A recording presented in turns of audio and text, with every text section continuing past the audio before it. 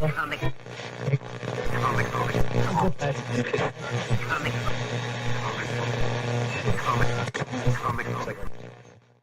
everybody, it's Weird Wink Wilkinson laughing and scratching at you. How's everybody doing today? I got a little bit of a stiff neck. Let me just fix this up.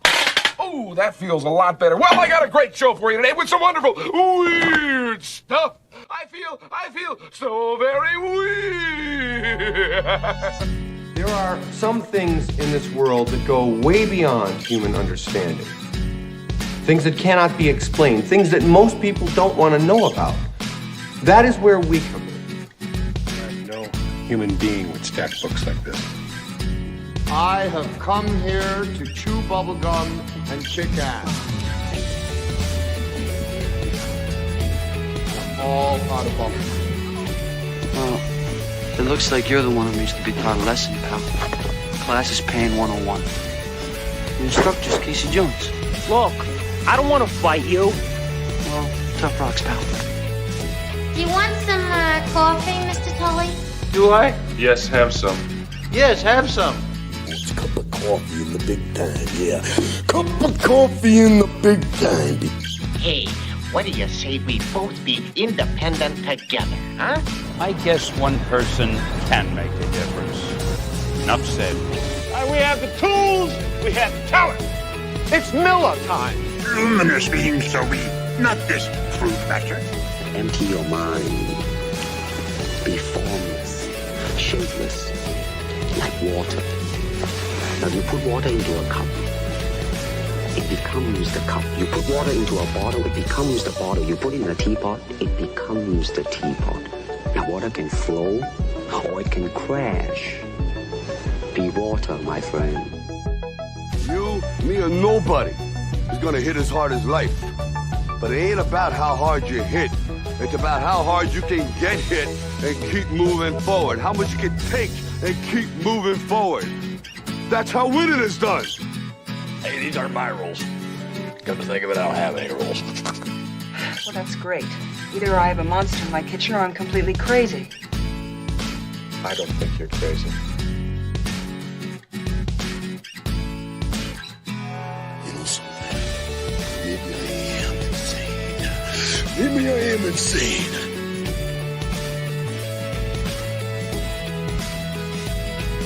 Mm-hmm. Pizza dude's got 30 seconds. Rise to the top, oh yeah. That's the nicest thing a dog can say about anybody. Human sacrifice, dogs and cats living together, mass hysteria. Enough, I get the point. You know what you need? You need a Brazilian plastic surgeon. I've got one that can see. Sometimes it happens, someone has to deal with it, and who are you gonna call? It's showtime. All right. Hello, everybody. Welcome to Comic Book Radio, episode 287. I'm your host, Peter Cimetti, and tonight my guest is Adam Post. We're going to be talking about the Diamond Comics distribution dilemma. There's a lot of stuff going on in comics distribution right now where things are really up in the air, and we're going to be discussing the fallout collapse of Diamond and what's potentially to come out of that. There's a lot of stuff happening, and honestly, I can't even keep track of all of it. It seems like every other day there's some kind of devastating news that's delivered further as far as the situation goes. But something that's a little bit happier, something that's a little bit brighter as far as the future goes. Newsprintcomics.com. This campaign is on Fund My Comic right now. You guys can check this out. Help me print your comics on newsprint and also print my own comics on newsprint. For those that don't know, we've been printing comics on newsprint at Alterna for about 8 years now. And I might be the only publisher that consistently has been doing this. We've published hundreds of issues on newsprint at this point. But now we're bringing this kind of stuff in-house. And I need a little bit of scratch to make sure that this actually goes through. This is something that's just out of my grasp. But with the support of a lot of people out there, both spreading the word and contributing to the campaign, you guys are helping to make this possible. We got 89 backers on board. We're at 11,734. We crossed 11,000 yesterday.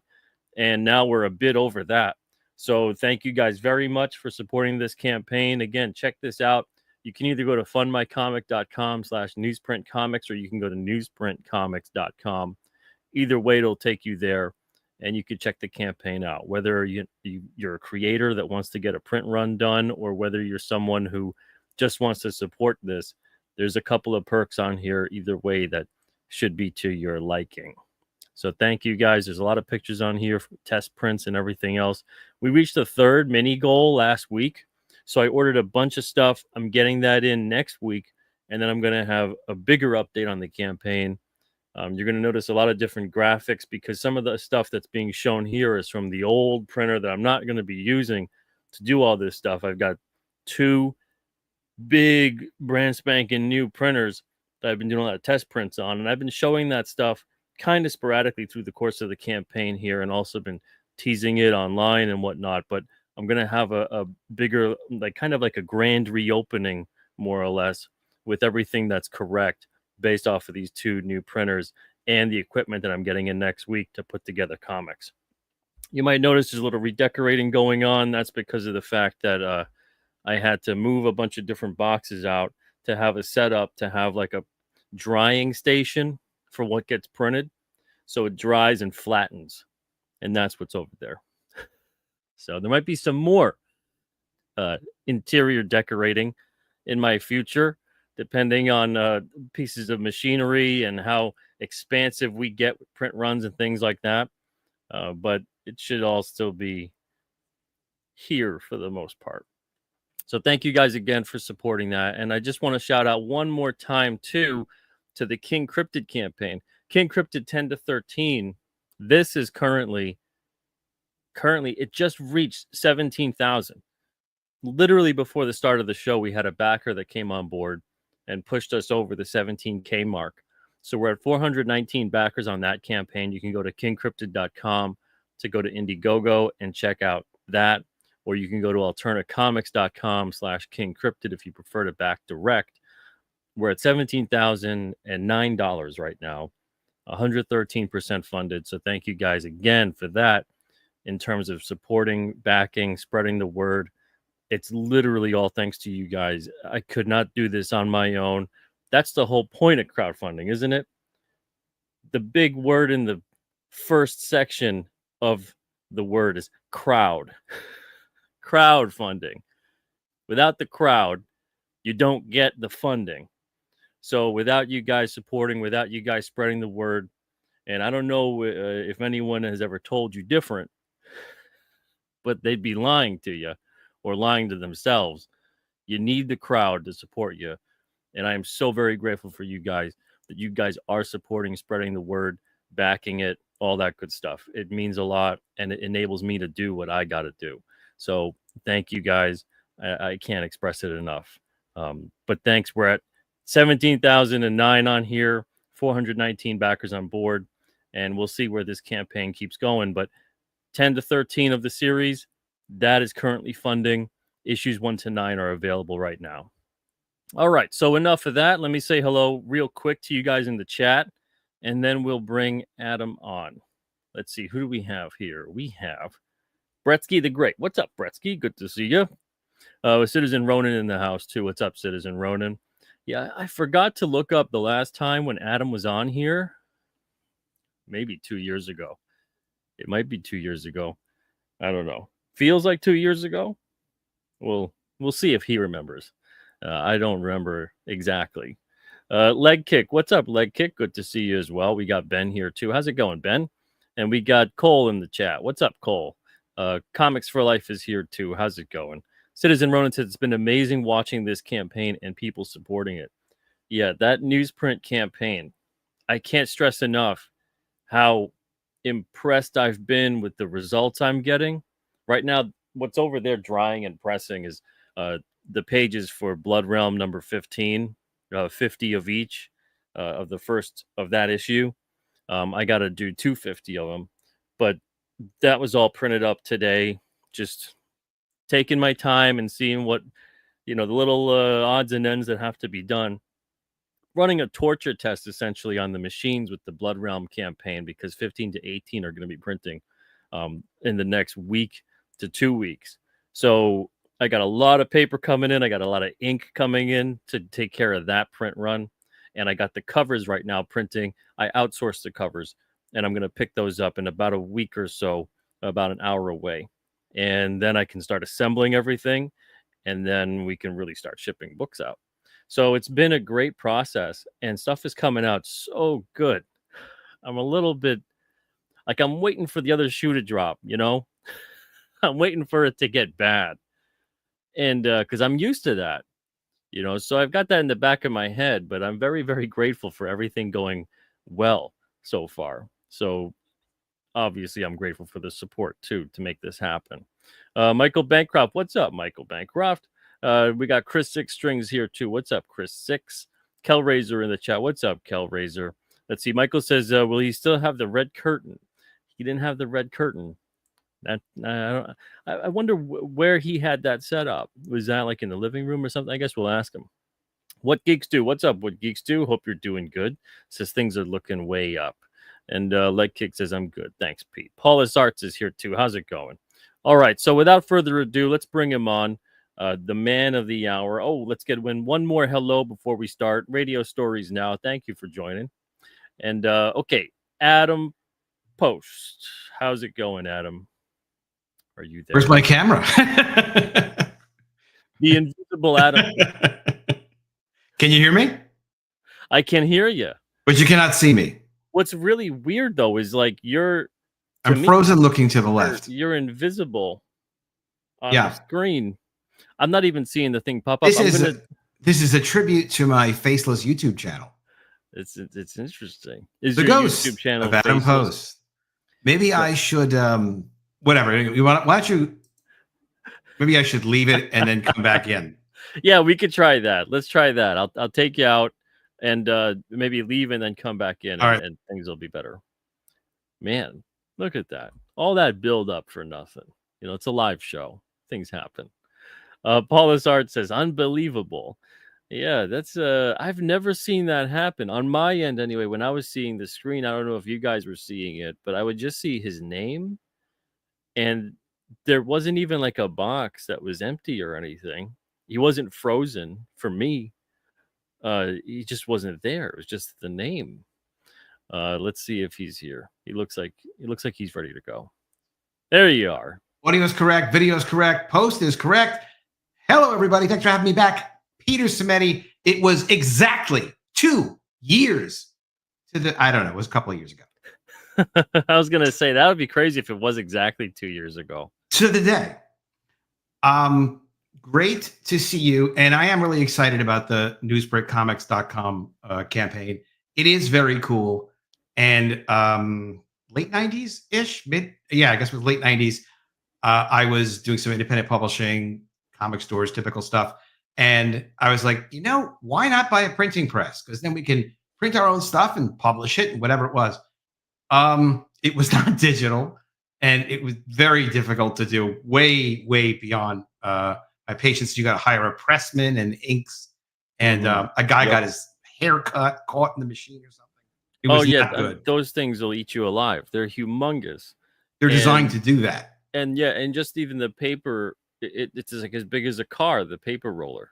My thing was, it was a small format press. In fact, there was, I forget the name of the guy, but he had kind of conquered this, and he was doing these short run black and white interior books with color covers, doing 4 runs through the cover, like one color at a time. Press. It wasn't. Yeah, it was a Davidson something. It was offset press. It was offset, but it was small-ish. It was, it wasn't a big fancy thing, but it kind of like you didn't need that. But long story short, too difficult to do. Not practical at all, but very cool that you can print on newsprint and like do your books and get your price and control all of it and, take it all in house like that. So major kudos to you. And I don't know if like people run a lot of businesses that are aware of what it is you're doing, but for me, my main problem with the printing was I'm more of a high concept person, and I can kind of work with people that know what they're doing, but very hard to manage people for me. So a totally different hat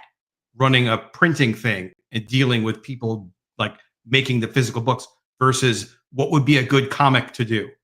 You know, so like, you know, that's completely different. To be able to totally do it all is kind of wild. Yeah, I mean, this is something I didn't think it would be possible. Honestly, I almost didn't bother even looking it up, and I just figured, you know, I might as well just look it up. I don't know if I was trying to look it up to shut someone up, or if I was looking it up to out of curiosity, or a little bit of both. Did But you when I was know? looking up the printer technology, I was like, wow, things have really changed in about 5 or 6 years. Yeah, so you didn't even know that people were printing digitally on newsprint, or did you? I knew people like could, but they would have issues with it. Okay. Yeah. That it wasn't really like there wasn't really like a perfect science to it. And as far as like digital offset went, it was very spotty in terms of there'd be paper jams, there'd be difficulties. It would be just an overall pain in the ass because of the fact that the system for digital offset especially isn't really built to handle a thin paper stock like newsprint.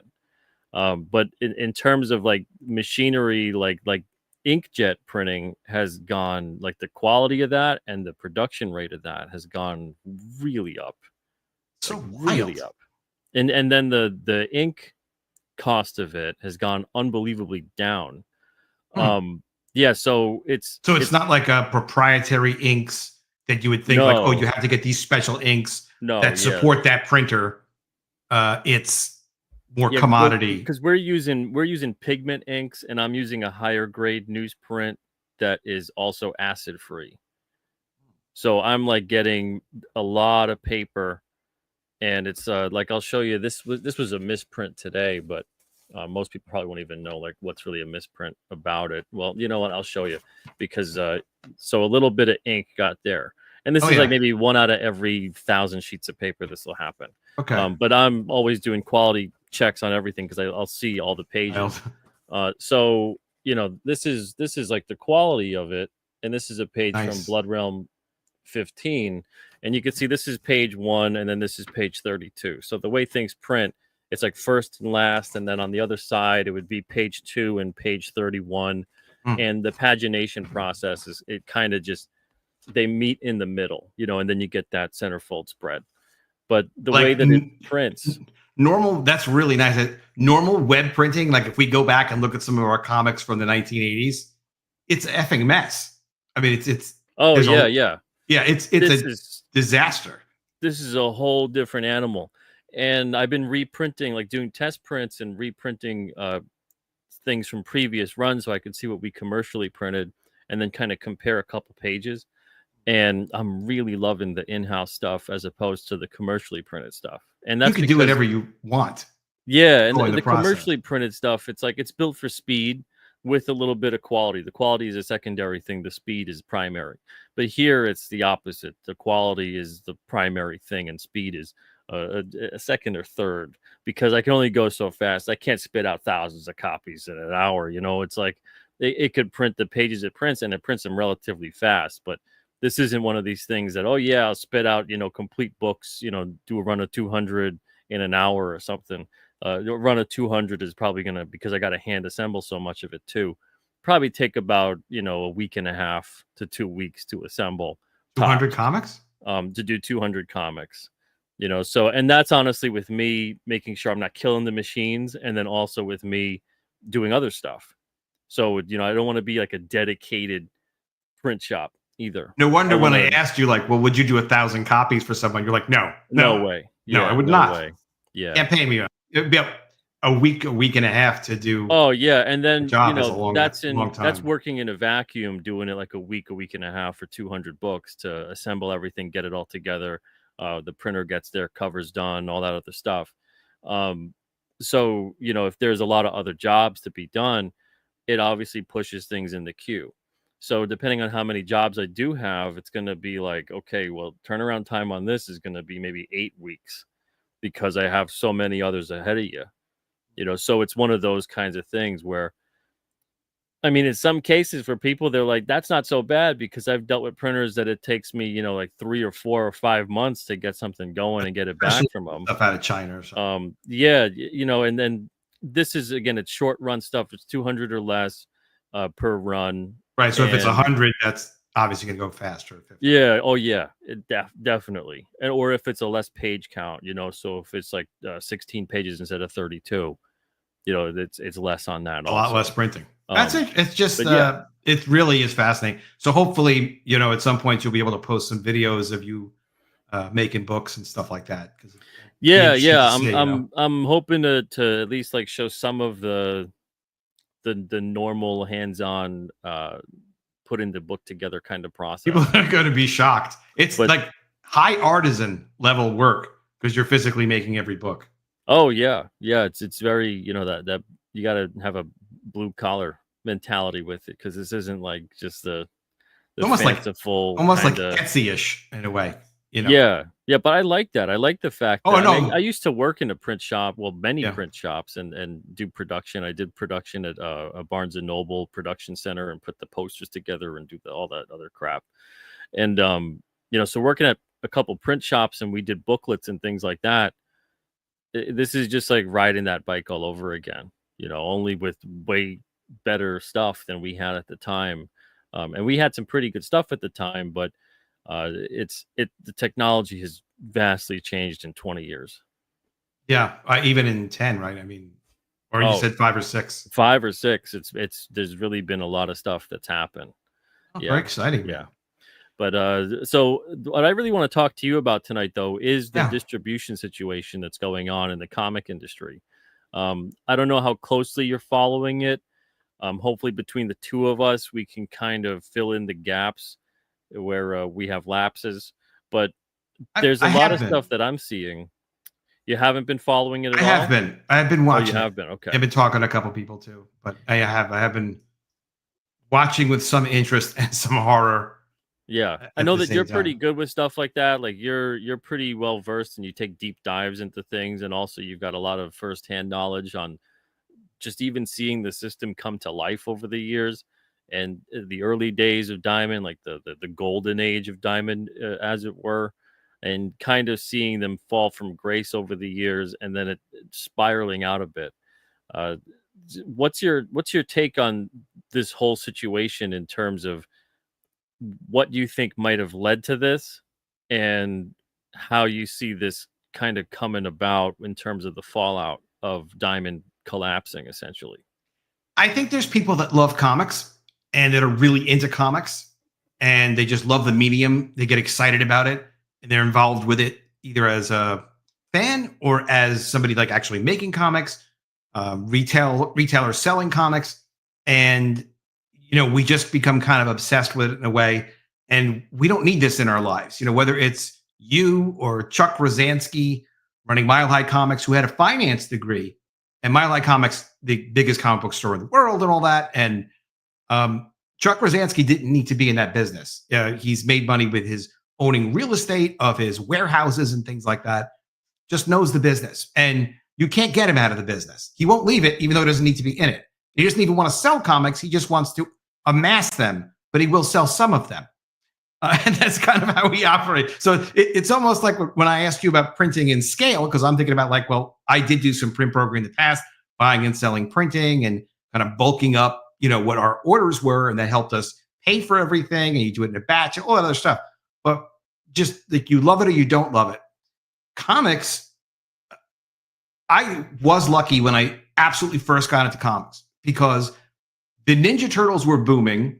I was like 13 or so years old when the Ninja Turtles came out. And I had published my first independent comic when I was 15, 16 in 1985 or 1986. That would have been 16 at the time.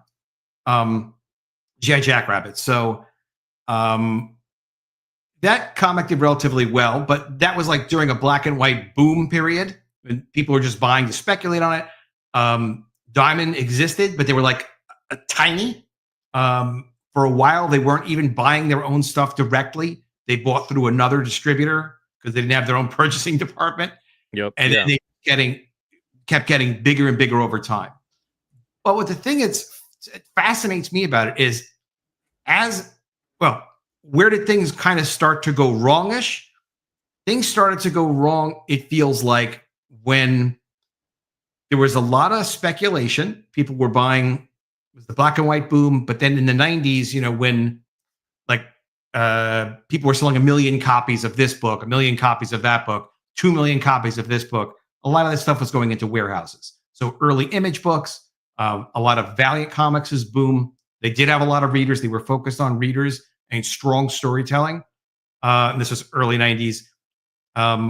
But they did have a lot of speculators as well. And there's this tendency to have people in the business that love the business, but then also money people do get involved.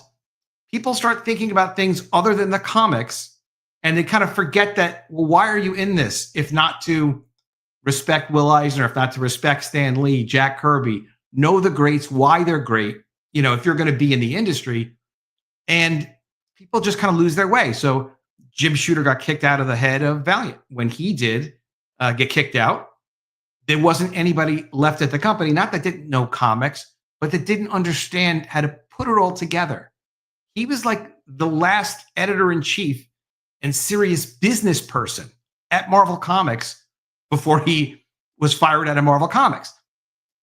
I'm not going to say he's someone that should never deserve to be fired. We actually did do a little work together. He helped me with a couple of ideas and stuff like that, flesh some things out.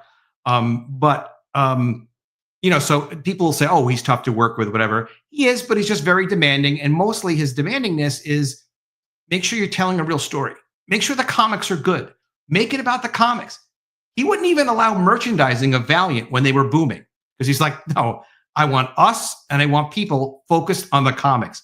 Kind of Peter Simeti-ish in a way. And then it's just like, we're not looking about how much money we can make tomorrow. We're looking about, do we have readers? Do we all care about what we're doing? Are we making our deadlines? Because one thing about Valiant, never miss the deadline. Never, ever. Universe of comics. I think they got up to about 16 books a month or 12 books a month. Forgot how many. However many it was. They got them all out. They got them all done. And also focus on the readers.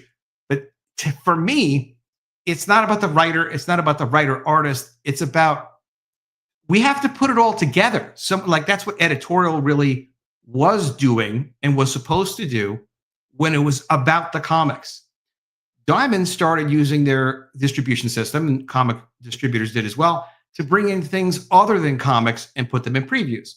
Stores started carrying more different things. Between losing, honestly, a lot of it is Image creative guys just being able to make a lot of money on their own, and write their own stuff, and that's terrific. But denigrating editorial and just like, who needs editorial? We're just going to do our own thing, and that's fine. They made a lot of money. But editorial is a system. Editorial is bringing in new people. It's helping old people. It's Jim Shooter teaching Frank Miller about storytelling, which he effing did. Look for the interviews like between Shooter talking about it and Frank Miller talking about it. Shooter explaining that, tell the story with the art. Make it. Frank was doing his own things with being expressive, and he was also a student of Will Eisner, but just understanding that beautiful storytelling that goes into the comics, where it's like not just making them look cool, and working within disciplines and constraints for really delivering for people. And it's really amazing, because I guess I have the gray hair now, to see things start to kind of really come apart over the years, and people really just focused on their own personal thing and their own individual little part of the process, and then to even forget and look and say well, where did this all go? Interesting. Why do you think that is? Is there a lack of disrespect for not just the tradition of how to make comics and the medium itself? Is there a lack of disrespect? I would say disrespect it's not disrespect as much as it is leadership. And is there ignorance maybe? Is there maybe a lack of leadership that's actually... There's a lot of ignorance, but there's also people honestly, even me, I ought to be stepping up more. I'm busy with stuff I'm doing, and I do have plans to start publishing again soon, but things do come up and other things happen. So people some of us know, a lot of people don't even know. They have the dispute about, well, shouldn't an artist write their own books? And isn't it better if an artist writes their book or the writer writes their own book? AI is going to deal with all that very soon. For all the writer artists out there, AI is here. Look at what they're doing with video. Look at VO. I was talking with a buddy of mine. I'm like, why don't we just like do a video and then you can use Sora to execute it in a different style? By the time you're done, it's going to look fantastic, whether it's in video or it's in print and all these other like different potential formats. And Midjourney, like I do all my own thumbnails, they're okay, but 80% of them, it is Midjourney. It's me creating the art, and there are composition elements to it in terms of creating that art. The tools are just growing explosively. The point is making something that's great, and the point is making something that other people, see as great. Being able to inspire people with the work that you put out and, your approach to the work, because now like there are a lot of people that like Pizza Medi, and that's very cool because you care about what the hell you're doing. You care about comics, you care about what you're doing, and we enjoy that, and sometimes it's hard to care about things. So it's fun to kind of latch on to other people that are passionate and care about what they're doing and care about some of the same things that you're doing. And that you want to do aspirationally. And I hear where you're coming from. Let's rein it back in a bit in terms of focusing on the distribution path. Diamond specifically. So as far as the distribution goes, now the distributor is the middleman. So you got the publisher and the creators that make the books, and then it goes to distribution, and then distribution ships them out to retail. And they order them, they pre-order them, but they do what they do. Now, when a middleman like that fails, and Diamond, naming even their whole thing Diamond Nexus. Now, obviously, they are were the nexus of comics. So they were pretty much the only game in town in terms of comics distribution for a long good time, like about 20 or so years. Now, when I see something like that collapse, I feel like that is very indicative of the lack of sales and interest and growth within the industry itself. And I don't know the ins and outs of the contracts. I know Diamond had exclusivity contracts with a lot of the bigger publishers. We were non-exclusive with them until we left in 2020. We were with them for 12 years. And there were a lot of ups and downs, more downs than ups when dealing with Diamond. But at the end of the day, they were still, out of all the distributors we had, they were still the best distributor that we dealt with, which tells you a lot about what the distribution system looks like. Because we had newsstand, we had book distributors, we had digital distribution, and they were still the best ones to deal with. So it makes me think that, this is a little, obviously that Diamond had its problems, but Diamond is not the entirety of the problems in the industry. There are so many facets of the problems within the industry. And I think that is something that the industry largely is not addressing. They're kind of addressing, from what I've seen, the conversation is mostly around, oh, look at how much Diamond effed up. But it really is like, look at how much everybody has effed up, whether it's the publisher, the creator, the retailer. There's enough blame to go around. This isn't just something that is specifically Diamond. And I'm not someone who's going to, I'm going to give credit where credit's due. And Diamond wasn't entirely to blame for the predicament they found themselves in. And I know there's a lot of people that want to think that that's the case. As you described, they're a middleman. So, it's like when I hire an artist to do work, I'm responsible for what they do. And a lot of them would do things to my specifications. So actually I have even more control of that. But as Diamond, as a distributor, they didn't really have control over the publishers. They were able to get the product from the publishers. They had to offer the product. They could kind of negotiate with publishers a little bit. But you give Diamond what you want to offer. For the most part, they carry whatever it is that you give them, and then they give you a non-returnable order. And they used to always pay. So that was kind of like they're your bank, and they did act as a bank for publishers. Publishers are viewing it a lot as like we're printing our own money. Yeah, I mean, so they kind of took advantage of the system and also took advantage of the customers out there. I know it's easy to say like the speculators came along and collectors and they bought up a lot of stuff, but at the same time, the publishers really cranked it out as if like this stuff was going to be worth something, and collector's item plastered all over everything. And that's what people mix up the yin yang. That's what people bought. But what it comes down to is, and I always think this part's fascinating. is that obviously there's a lot of heat in crowdfunding now. There's a lot of action in crowdfunding. And depending on what your aspirations are, like literally anyone can, quote, make it in crowdfunding. So if you're doing a publication and you're saying, look, I just need like $2,000 to break even. I'm doing it all myself, whatever it is, I could do that. That's you. And then there's another guy. I really appreciate this guy's heart. To me, he seems like he has like that Pete Cimetti level of heart to him. Tyler, who does the Draw and Talk Twitter account, and he publishes some of his own stuff. He's always out there telling people like, here's how you can market yourself. Don't complain that there's competitors. Like, here's how you can position yourself. And he's right. And he's done it himself for his own books and for another company. And he's just out there like constantly giving free advice that doesn't, I don't know if it sells books for him or not, but he's like obviously someone who cares, who's just putting info out. So the point is like crowdfunding is where it's at. Comic book distribution used to be crowdfunding. It was just wholesale crowdfunding. You and me tell the distributors, we're putting out this book. It ain't done. We're putting out this book. It's going to come out in 3 months. Please give me a guaranteed purchase order and say you're going to buy X thousand copies, hopefully, so that I know I'm going to get this much in, and then I'm going to finish it and print it and ship it on out. That's not crowdfunding. I mean, that's direct sales market distribution for comic book stores. That's why we have the Ninja Turtles. That's why we have The Walking Dead. That's why Frank Miller's a multimillionaire. That's why, Todd McFarlane's a multimillionaire. The names go on, because the strength of pre-order support through comic book stores. But now it's in crowdfunding. And now it's not like get into a catalog. It's, okay, you have to get onto a crowdfunding platform. That's not too hard. But you have to take ownership and responsibility for distributing your work. And then you need to ship it when you say you're going to ship it, or have customers that are chill with waiting on when you deliver. And people take different strategies. Do you think crowdfunding helped to kill Diamond? Yeah, it took energy away, because you could take somebody like people who had big success. There are a number of people. I was doing a lot with Comicsgate back in the day, a few years back. A lot of those guys have sold a lot of books, but they didn't have a priority or a need or even an issue to put their creativity and their properties and their ideas and their energy and their money and their time and their risk into trying to develop relationships with stores. Why?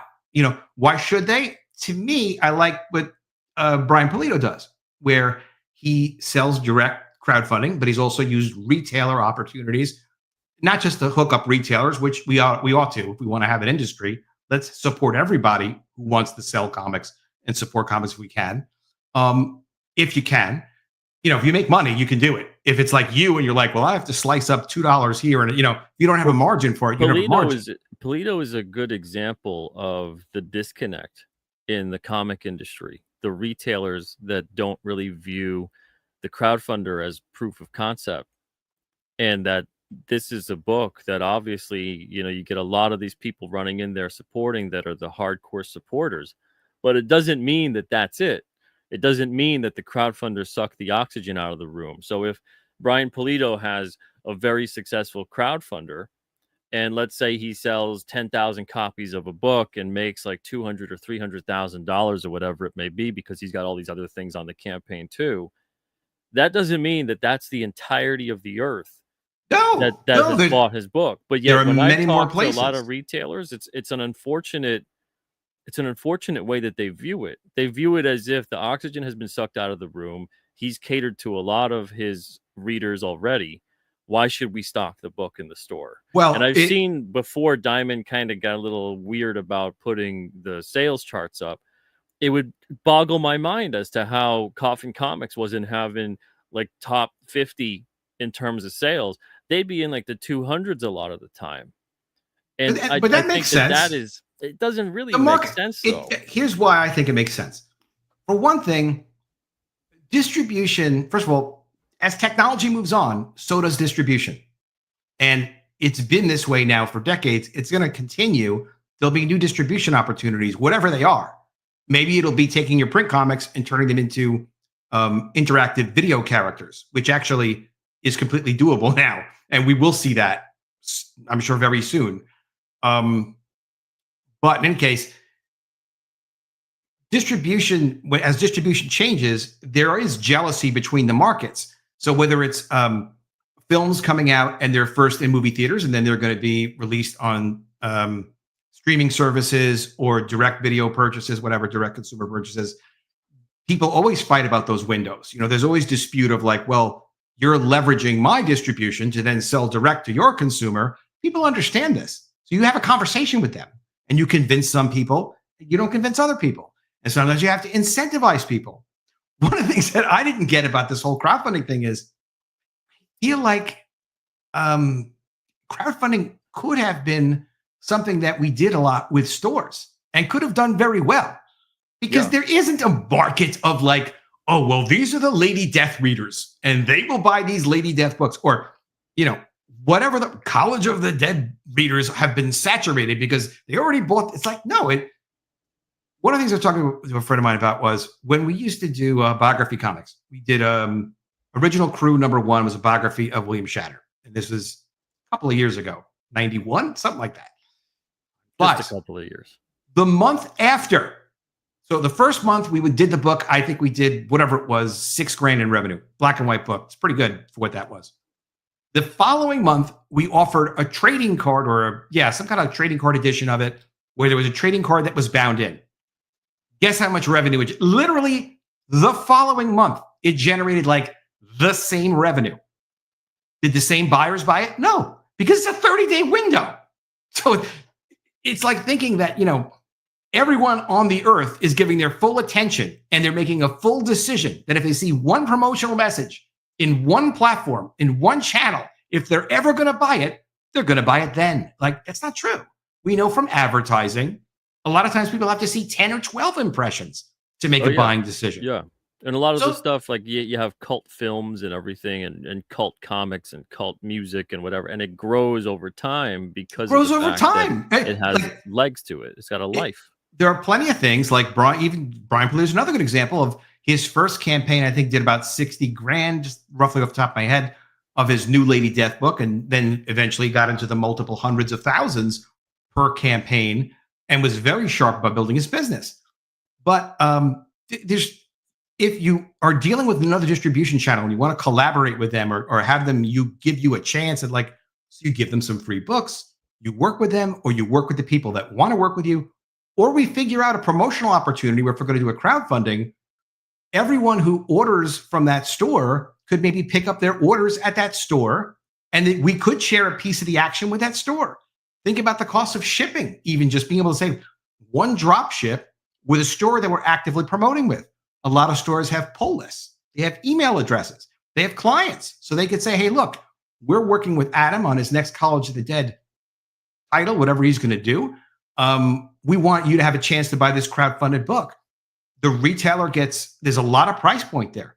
There's a lot of, that's the other thing that you can never not do this anymore, the direct to consumer as an indie person, because you could do $60, $100. I mean, look at your campaign. The printing is a little bit different.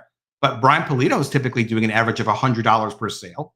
There is no way that Brian Pulido or anyone else could replicate getting $100 net direct from the consumer, $100 from a single customer that's like, yeah, I like College of the Dead. Yeah, I like Lady Death. I'll give you $100 or more, sometimes less, but on an average, $100 from a single individual. Well, because the crowdfund is a pop-up storefront. So it's not just the comic. It's not just like when you submit a comic and you solicit that through the distributor. So that's why they're going to have like that higher price per customer. Well, it's not even but it's the thing is though is that so much money. Crowdfunding though, it seems like it built a better mousetrap, because what happened is that you didn't have crowdfunding and then distribution. We had distribution and then crowdfunding. Mm-hmm. And the crowdfunding came along because of the dissatisfaction with a lot of distribution practices and retail practices. So if you had those kinds of things, it's the same thing with online ordering. Like for anyone who remembers like rain checks and all that kind of stuff, where you go to stores and they don't have anything and they advertise that this is going to be there, but then it's not. That's how online ordering slowly started to encroach upon brick and mortar retail. And before that, it was mail order. So then, now it's it's mail order. Now it's online. But then you end up getting the brick and mortar retail, bemoaning online ordering when it's like you guys kind of made the problem and then someone else came up with the solution. So if the problem wasn't there to begin with, or you address, well, what's the problem? The problem is we don't have what the customer wants. Or the problem is that maybe we're not giving them good service, or you have to have what the customer wants, but you also have to have a financially viable way that you really can have a supply chain. And Marvel, and Diamond buying but if Diamond's buying a book with a $4.95 retail, and they're going to make 10% of retail for handling that book physically, meaning to say it's $4.95, $5 comic. Diamond's going to charge $2.50 to the comic store, non-returnable. Diamond's going to pay Adam $2 for that comic. So they've got 50 cents to move that one comic. That's important to note, though. Diamond does not order the books. They're getting orders from the retailer. No, they're getting orders from the retailer, and then they're ordering them from the publisher. They're collecting those orders, and then they have to collect from the retailer. Then they're giving some financial risk. Here is the bigger problem within the comics industry. It's very difficult for a lot of these stores to organize things correctly for one reason or the other. The end result is a lot of the stores are not organized. A lot of the stores are difficult for new customers to come in. A lot of the stores maybe don't have the space, whatever it may be. There's too much product nowadays, especially. I get it. But it's not going to help those retailers out to sell product when, I mean, all I can think is off the top of my head, there's 5 shops in the area, and 3 of them, it is a nightmare. It is a nightmare to go in there. And if you are not part of the initiated kind of comic shop goer, you're going to go in there, be horrified, and leave. And that means that you didn't get anything that day. And maybe the only reason you went in there was to find something to get. Or maybe you heard about something from someone online saying, it's a lost comic shop. It's a lost opportunity. And if it's not a standalone sale, like a number one shot or a trade paperback or something like that, if it's number 4 of whatever, just College of the Dead, or I guess I don't know exactly what Lady Death is doing these days. I think he does a couple of issues or sometimes collects whatever it is. Well, but if it's not a single product, I mean, the product format matters. The retailer being able to make money matters. Absolutely, yeah. But I'm trying to pinpoint what the reasoning is here with the collapse of Diamond. And there's a lot of things that have gone on where I've had this interaction with retailers, a lot of them. I don't know if you have, but a lot of them, especially in modern times, they want you to build the audience, send the crowd to them, and then they'll sell your book. That's the conversation I've had. And I say, well, the audience is going to go into your store and they don't see it. So most people aren't going to bother asking you. That's just most people. And then they're going to assume maybe it's sold out, or they're going to assume you don't have it, or they're going to assume maybe I lied to them. They're going to go in there, and if they do ask you, you're going to say, well, okay, we got to get in that book. It's going to take a couple weeks. We'll place the order, whatever it may be. And that's the whole system, a big pain in the ass to get a comic book. Where instead, if I'm supposed to be responsible for sending a customer to the store, this isn't 1988. I can just have it on a website and say, order it right here. I'll ship it out to you. Well, in your case, especially, it's... And then it circumvents going through the retailer or the distributor. You can't be sending... You can't, as a small publisher, you cannot be sending your customers and telling your customers, go buy at this retail store. Exactly. Because it's sort of like, I don't even know if they're going to be open. You know, and Diamond is canceling all these orders. This is a recent article. Diamond canceling all orders from Marvel, Boom, Dark Horse, IDW, and more. If you're interested, this is from Bleeding Cool. I'll send you this link. But it's not because Diamond doesn't. You can share the screen. If you want to share your screen, you could do that. What?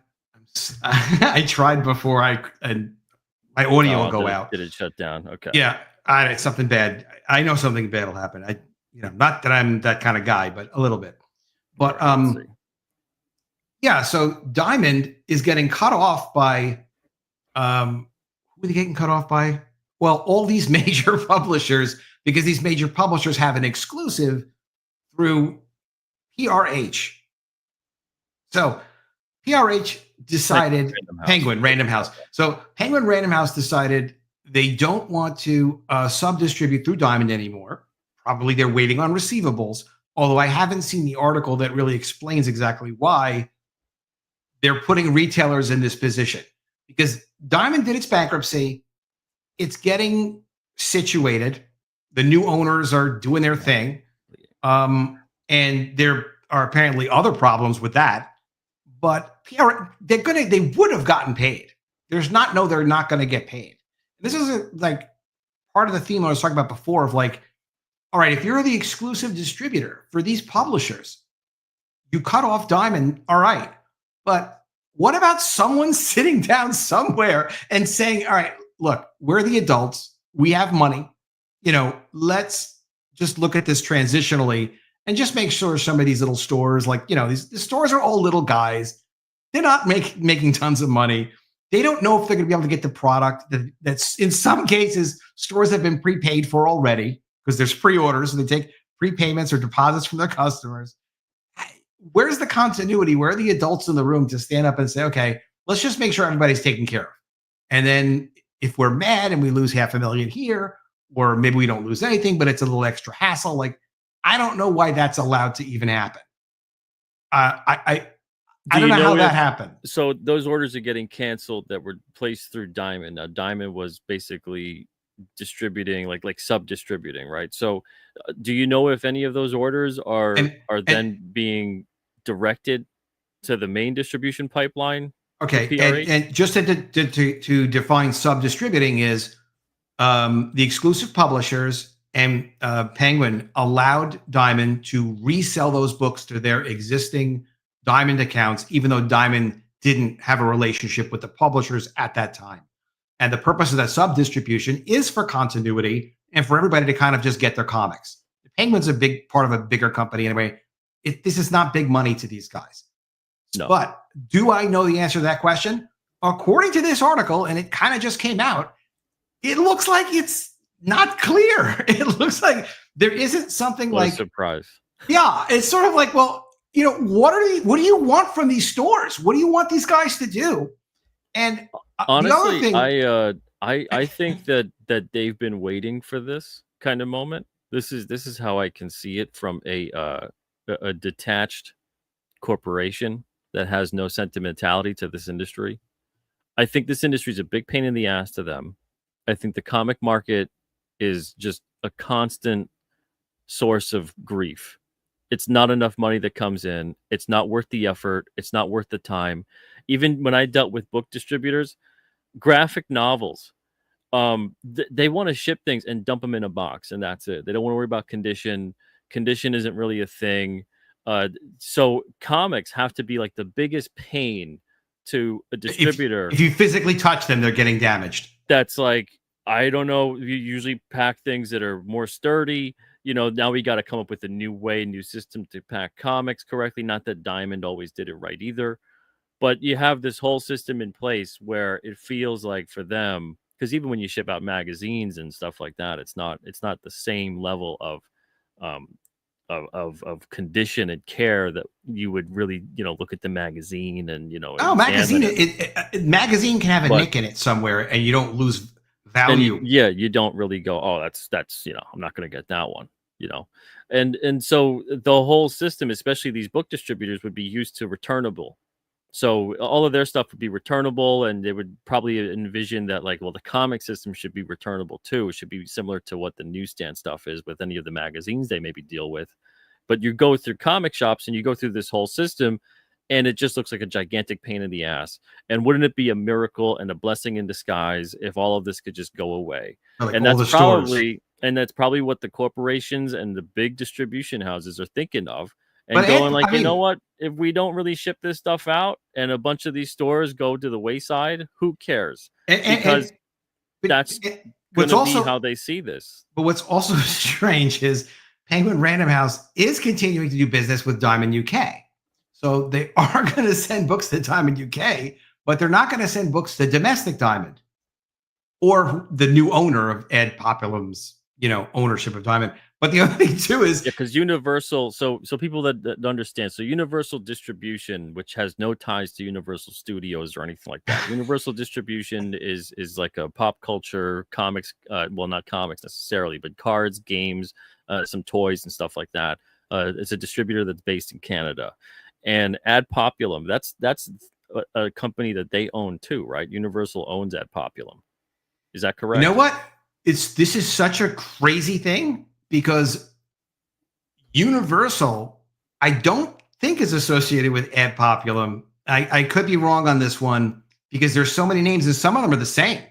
Okay, so yeah, it's very Universal is starting to. I did read keep track of this stuff. It gets incredibly complex. And then there's Alliance, and there's like 2 alliances because there's like Diamond that has an alliance. Exactly. Alliance with one of the, Universal, like the whole thing's like Abbott and Costello. Universal is owned by a multi-billion-dollar company, and they do distribute comics in Canada.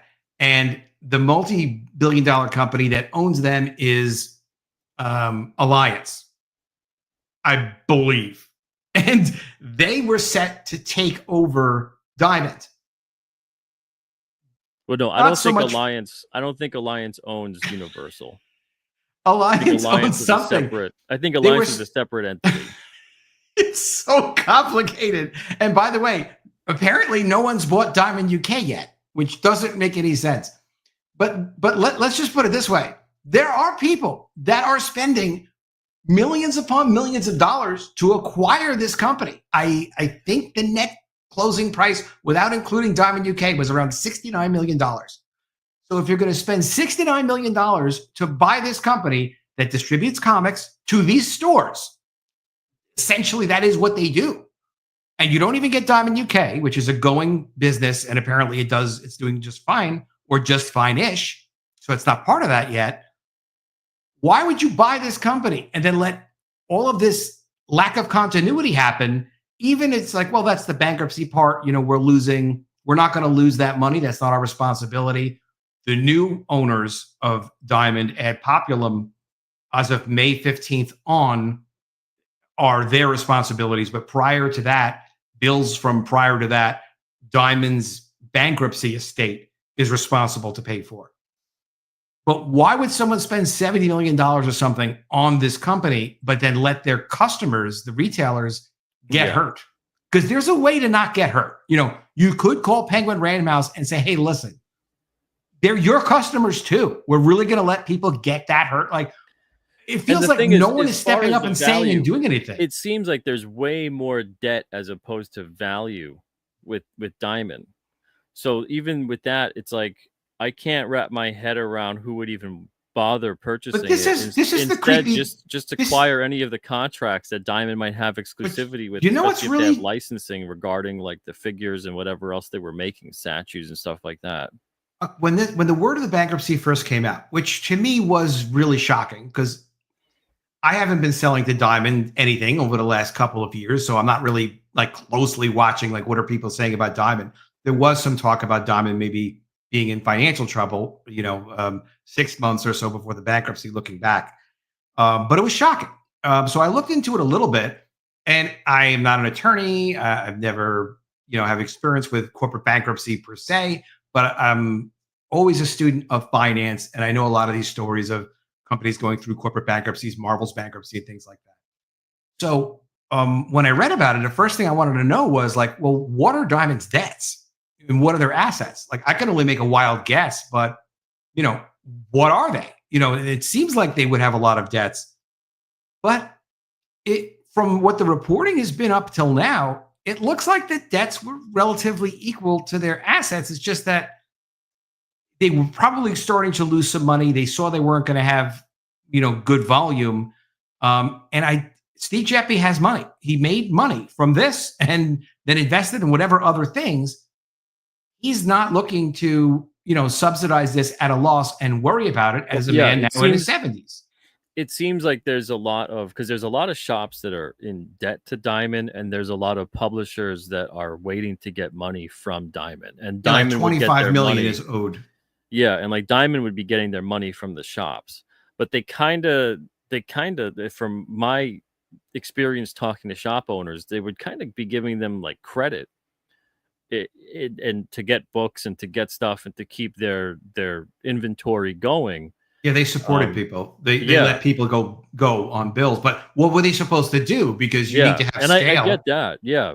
But it's one of those things where it seems like, so a lot of these publishers and the vendors that are waiting on money, it seems like it's a lot of stuff that's like, well, that's not necessarily, it's got to change the hands through the retailer to the distributor to the vendor. I could be wrong, easily could be wrong. And I hope I'm not wrong, because this is my understanding of their financial situation. When they filed bankruptcy, they did have a lot of debt, but they are getting a pretty good purchase price. So the amount of money they get from the purchase price really should be plenty in terms of covering all the money they owe. Now, when you file corporate bankruptcy at scale, as a size, the purpose of that is either to completely get rid of the company, sell it off in pieces, and then take those pieces and pay off the people you owe the money to, or to restructure the debt. But it's a timeout for a business that's having a problem paying its bills, because you may even have more assets than you have debts, but assets are not necessarily always cash. Yeah. So you need a timeout. So it looks like Diamond kind of took a timeout, and Steve Geppi had decided, like, all right, I'm not going to financially back this any further, and I'm enough already. I did enough, and I'm going to kind of step away from this. But they got funding, which is called debtor in possession funding, which is just a credit line from Chase for $50 million. Now, the $50 million is money they can borrow as they need it to pay the new bills since the bankruptcy. So whatever bills that they had up until the day that they filed bankruptcy, which I think was January 14th, those were frozen from trying to be collected. You could not even sue Diamond if you wanted to, because that's the purpose of filing bankruptcy, to get the business affairs in order. But after the day of filing bankruptcy, now you're dealing with the bankruptcy estate, and those bills, including like professional fees, lawyers, those guys, those going forward bills, the comics that publishers are delivering, they should be satisfied out of every dollar that Diamond has on hand, so that, yes, the people that might have shipped a comic on January 1st won't get paid first. They may have to wait months. And the people that would have shipped it on January 15th will get paid sooner, because they're getting paid even with money that Diamond had the day that they filed bankruptcy. So the debtor in possession financing from Chase was personally guaranteed, I understand, by Steve Geppi, where he said, okay, I will borrow up to $50 million, or Diamond will borrow up to $50 million. I'll personally guarantee it to make sure that we have this money to operate through the period of the bankruptcy, to then sell the company, get the cash from the sale of the company, and then pay off you pay off the debtor in possession financing. You pay off that's like first. Then it's not a choice. And then you pay off the creditors who were delivering in the meantime, like since you filed bankruptcy, because that's just what happens. And then what's left goes to the creditors from before that point. As far as collecting the money on the money that's owed by retailers, that's going to be done by the new owner of Diamond, I'm sure. And they may settle on different amounts or whatever it is. They're not expecting, if they're owed $25 million, to get back a full $25 million. Okay, so right now, as far as distribution goes for stores getting their comics and customers getting their comics, we got Lunar distribution, which has kind of been around for a few years now, but is still they're kind of weird. I tried getting in touch with them, and I used to talk to Cameron and his wife years ago when they were just doing DCBS and in-stock trades, and we used to have a good direct relationship. And then when they started doing the Lunar distribution thing, I think I've sent them like 3 emails in 2 years and have never heard back. So I'm just like, okay, at this point, forget it. I'd rather not go through distribution as it is. But I figured, well, new distributor, let me see. Maybe they're not going to make the same mistakes that Diamond did. But even going to their website, it's very kind of... Did you ever work with Universal in Canada? No. Maybe I worth know, I know reaching out. DC is doing stuff with them too. At this point, I would honestly rather not deal with both retail and distribution. I mean, you're There's controlling been your whole process, and there's been so you're many things yeah. that through both systems where I could I looked at back on those years, the 12 or so years we had distribution with various people, and it always felt like I was doing 3 times the work for a third of the money. Whereas if I did that much work doing it direct sales, going direct to the customer, I would have kept everything that I had made instead of forfeiting 2/3 of it. And I would And have been in a also, much different position than I am in right now. you're not necessarily going to have the same customers or even necessarily as many customers by going direct to consumer. But the future of producing any kind of entertainment, any kind of stories, content, anything has to be direct to consumer as the number one priority, because how much easier could technology make it for us that you and I could have this conversation? Yeah, I and think instead of like, been, and been a and disconnect. that becomes content for audience whole system. Yeah. So the distributors, I love what Brian did just artistically, creatively, from a promotional standpoint, in that he is using retailers to get people to let them know Lady Death is still out there. And the retailers are aware, they're smart enough, they know. And if he gets a new person, they can see the name of his website on his comic. And they can then become part of the next crowdfunding if they're that passionate about it. Or they'll see the comic at the store a few times and realize, oh, I could have got this sooner if I did the crowdfunding. And that might be someone that Brian winds up getting as another $100 per campaign kind of consumer. That makes sense. That is, you can expand that. You can spend money on that. You can promote to that. Stores are making money. But since they own your customer, you don't own your customer. Maybe they're going to stop selling your book one day. Maybe they're going to offer other stuff. Maybe they're going to go out of business. Any number of variables can happen. So if you can produce what you want to produce and make money selling it direct to consumer. Well, that's the appeal of going to retail and going through distribution, is to hopefully have that wide net cast. But if that net is smaller than what you could do yourself, that's when it becomes a really strange system. It has to be, ancillary. It has to be, oh yeah, this and, it can't be this or that, or like when I was talking to you a little bit. Anything though, that's why that system is dying, right? Is like because of that. It's because now it's turned into the pipeline that's best for a lot of people, whether it's comics or any other kind of business nowadays. It really has become like direct to consumer, because there's so many things at your disposal. It's direct to consumer. It's how much value you have for the customer. It was the first in the internet days of 1999, 2000, the internet boom. It was like, oh my God, you're gonna like get clicks, and just based on the number of clicks on your website, not even revenues, not profits. Even now, still, it's still pretty like, I remember looking at like Uber and being like, what you can't even operate legally with ride sharing. It's not even operating legally. You're losing money for years, but it's a multi-billion-dollar company, and they're of a style, like they're not the only company. So it depends on, of course, what it is that you're trying to do. For me, I look at it and I'm like, well, what story or character am I passionate about? And I'm thinking now about just doing like a single book about a single character, and as I get them, and kind of like, I got into this, a friend of mine pushed me into it. Now I'm stuck on doing a new video every day. And so AdamPostSpeaks.com, and I do my videos about, I got very into the small successes we were having against the woke cultural stuff, because I try to always be optimistic. So I was like, this is cool. We got a little win here. We got a little win there. I got a little win there. Then I did Bud Light stuff. The Bud Light stuff I was very shocked. People liked what I had to say about Bud Light, and some of those videos did like a couple 100,000, and Target videos also did very well, a couple 100,000. And then I had a couple of videos that done really well with that. But now it's just like every day I do a new video. And I like the idea of just you produce. And now, instead of looking at how many views I get, I know that there are people that are interested in some of the same things I'm interested in. And they're also interested on like, well, what is Adam talking about today? So That's okay, well, that kind of that's little like universe. a microcosm of essentially the whole thing with going direct to your audience.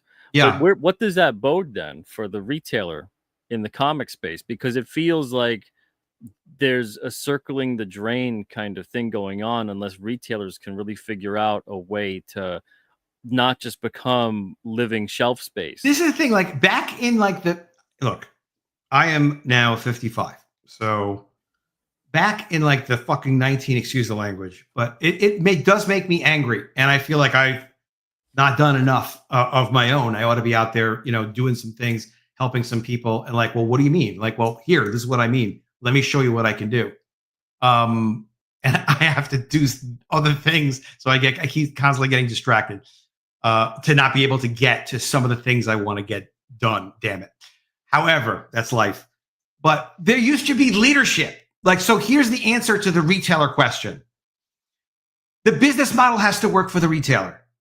And I'm like, yeah, no, I understand that. Like, no. The business model has to work for the retailer. So should it be online?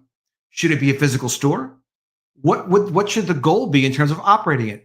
Who's going to operate that store and like be able to operate it profitably? I'm not saying they can't. I'm saying like those questions have to be asked and they have to be answered. And I know Diamond used to help retailers with some of the education, some training. And all I can say is I never got the sense that it was like a focus of like, hey, we've got 3,000 retailers at the time, however many. And that's who's making money? How are you making money? Strange thing in and of itself, and that's how are you doing I think of why there's so many woes in the comic industry, because we put the retailers on a pedestal while simultaneously treating it like it's a charity market too, instead of it being like this kind of thing where you have knowledge in the field of what you're selling, but you also know how to sell. You also know how to market. You can do direct mail campaigns. You know how to get people into your store. Well, you know how to have events. The main thing how to organize. If you break it down, of retailers that don't know how to do that, and yet they get into the retailer. But the thing is, and then Diamond takes them as if they're a franchise. And Diamond, that's weird that they've done that. I would just like to see people that make very easy solutions to help people cultivate what they already have. If you're a retail, for example, if I had a retail store and I had a pull list with 1,000 customers on it that had bought something from me over the last year, how many of those people are going to buy the next College of the Dead campaign? How many of those people are going to say, oh, that's quirky. That cool guy, Peter Cimetti, the pizza guy, is making his own newsprint comics. Oh, he's got a campaign for it. Wow, that's kind of cool. I used to back Kickstarter campaigns 10 years ago. Well, no, 10 years ago that were just like, oh, that's kind of quirky and he's trying to do us something. Like that can go in front of people and there is a value in being able to contribute to it. So, if you're a retail store and you got a pull list of 1,000 people that are used to buying stuff from you, and by now everyone has email addresses, they can't get involved in a cooperative campaign to be able to do a special thing with that store saying, hey, we're doing this campaign and this guy also does YouTube and we do this, we do that. Like, I don't know, organize it a little bit. I mean, there's some stores out there that do it right. It's few and far between. That should be. I would say there's roughly 15 to 20% of the shops out there are doing it right. Like they're organizing events. They're cooperatively working with creators in their community. They have a local artist section. They have crowdfunded sections in their store. They have it well organized. I even know some shops that have like birthday parties and do things like that, and they'll get like a cosplayer person to do, like Spider-Man or whatever, and come in for that and make an event out of it.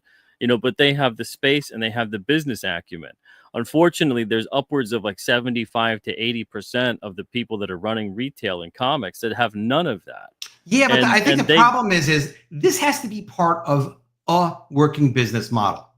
Like, for example, if there was a relatively major, I don't know exactly how many people have on their pull list, but if there's a store that's been in business for 15 years or more and it kind of breaks even. All right. And so it sort of breaks even and the owner only has to go there to check in on things like once a week. Let's say that existed. And they had a pull list over the last 15 years of like 5,000 people. That might not be valuable to that store. That might not be valuable to any normal person.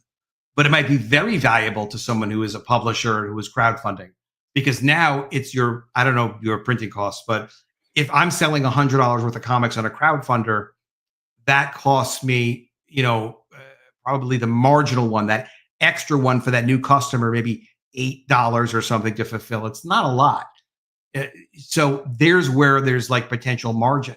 So people have to kind of think about their industry and where they're at. So, but retailers being able to take what they have and not cooperate with publishers, like sharing profit if they're really helping to push something.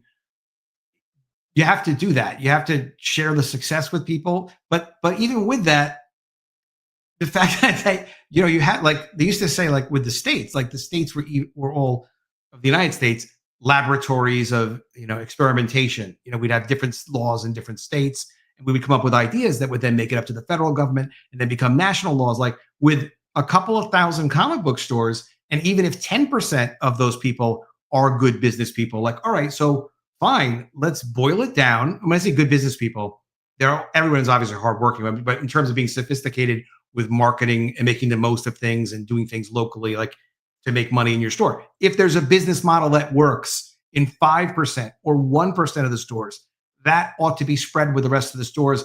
And that's process. It's not skill set. It's not like you can't follow the menu and you can't follow the recipe and bake the effing cake. Like you can make the thing if you know what to do. So I don't know why that information wasn't shared. But to me, I think wherever leadership sits, that's where things are going to be successful. But so this is why, like, all of us are left like, well, if I'm going to do comics, I'm going to crowdfund that thing. Maybe I'll sell them to stores. Maybe I won't. But if I was to sell like through whatever replaces Diamond, or Ed Populum's new Diamond, run through their Alliance acquisition, which I think what they're going to do is run it through their games division that they acquired from Diamond. They're going to put their people there, whatever. I'm going to get a solicitation out. I'm going to get a guaranteed order because they already went through their bankruptcy. I'll sell, 500 copies. I'll sell 2,000 copies, whatever I'm going to sell, 5,000 copies, who knows? And when I get the PO, I'm going to just ship the books. I'm not going to put a lot of time into like, how am I going to, put this together to get this, it's not going to become a distraction. Like you're running a manufacturing operation in addition to publishing, creating and drawing and writing, all the things you're doing. But for me, it's just going to be like an extra thing that we would drop ship. Most publishers, like Polito, when he's doing it, he's not whining and dining, comic book distributors. I'm sure he's just sending them their solicitations. And then when the orders come in, he ships the books and, it's kind of done. Yeah. And then it's promotion.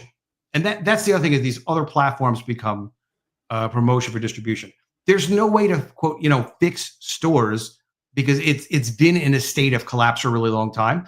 There are people that figure out a way to make money with what they have, but without publishers working, like say, directly with retailers to come up with a process, simplistic, but really effective business model for those stores, there's no way for this. There's nothing to replicate. There's nothing the stores can really do. They're not going to go take marketing courses. They just want to sell comics. That's the thing. It really is the onus is upon the individual, and especially where all of these are independent stores. You're going to have everybody doing it their own way, which is great, but there is just a bafflingly scarce amount of execution and apparently maybe even knowledge on how to do this properly. Like all I could think is the people who have a comic shop that looks more like an episode of Hoarders. When you go to a store, let's say you go to the grocery store, if that was set up with the same exact way that you would set up your store, how would you find anything? How would you get anything? It doesn't, you wouldn't, but what those guys have is you don't have like, when I go to Walmart, and then that execution or lack thereof then affects everything in the pipeline, because the retailer is on the front lines of the person who is the last one that hands off the baton of the comic to the reader. The consumer, the actual consumer, not the retailer is your customer. Well, the retailer is a customer of the distributor. The distributor is a customer of the publisher. The publisher is even a customer of the printer. But there's only one consumer, the reader, which is also something the reader, that distribution at the end. There's a weird disconnect that's taken place over the years, because there's even a lot of different publishers and creators, not all, but a lot, that feel the way of like, well, my customer is the retailer / the distributor. And they don't really concern themselves with being knowledgeable or caring. You know, the about incentive the when you're reader. selling non-returnable comics is to make sure, like as an independent publisher, and I fell into this pretty quickly, which was the distributor cared that you met a certain level of quality. And if you didn't meet that level of quality, like it was really below that, then they were concerned because they don't want retailers not be able to sell through the books. But as a publisher that's selling non-returnable on a small margin, usually to the distributor who then sells the retailer, you're thinking and framing yourself towards how do I make sure I sell enough and I control my costs enough so that I can ship and print and do everything. Yep. And deliver that. And there's just no way to compete with direct-to-consumer sales as a primary place to sell what you're doing, especially because, like, and I was amazed. I was brought into really notice the industry and been brought into what's going on with YouTube and crowdfunding. I was aware of crowdfunding prior and done a couple of smaller crowdfunding things, but through the Comicsgate and what Ethan was doing with his Comicsgate live show and really seeing like, wait a minute, you can adjust your sales by just going on YouTube and, you know, having a good time. It's hard work to do a show. And there's, you know, it's not being entertaining is not the same thing as even what we're doing now, like making sure people are laughing and saying things in comments and dealing with drama on the sidelines. This is very chill. A broader scope of public access TV. You But know, it's and in some respects, it's bigger than TV, depending on how you've grown your audience. Well, YouTube is generating unbelievable amounts of revenue, and I think I did a video about this. I do a lot of videos, but I think YouTube is doing maybe bigger than Netflix. Like it's getting there in terms of what the hell it's producing. It's absolutely massive. Well, but I mean, there's videos that have views into the billions, you know, things like that. So but the subscribers, even like the paid YouTube subscribers, it's massive, massive numbers. But the point of it is if you sell comics and you're going to sell them to a distributor who's going to sell them to a store, you can't move those numbers. There is no way to move those. You get in the catalog. Now, I hired Diamond Service. I did have my own service doing telemarketing to punch up numbers at stores. So we would get our purchase order and be like, well, let's spend some extra money on telemarketing. We actually made money getting our numbers pumped up on pre-order guaranteed stores. We were selling to stores, whatever special deals, and it did work. Generally, though, you can't really do that. It's just you are going to make a product. They're going to give you a number. That's how much money you're going to get and what you're going to sell.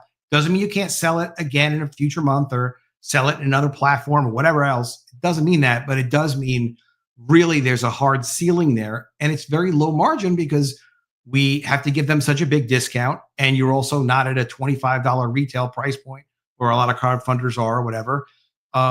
You've got to give up 60%, whatever you're giving up and paying for shipping. It leaves very little money compared to, okay, well, I did $8,000 on this campaign, but I really want to get it to at least 12.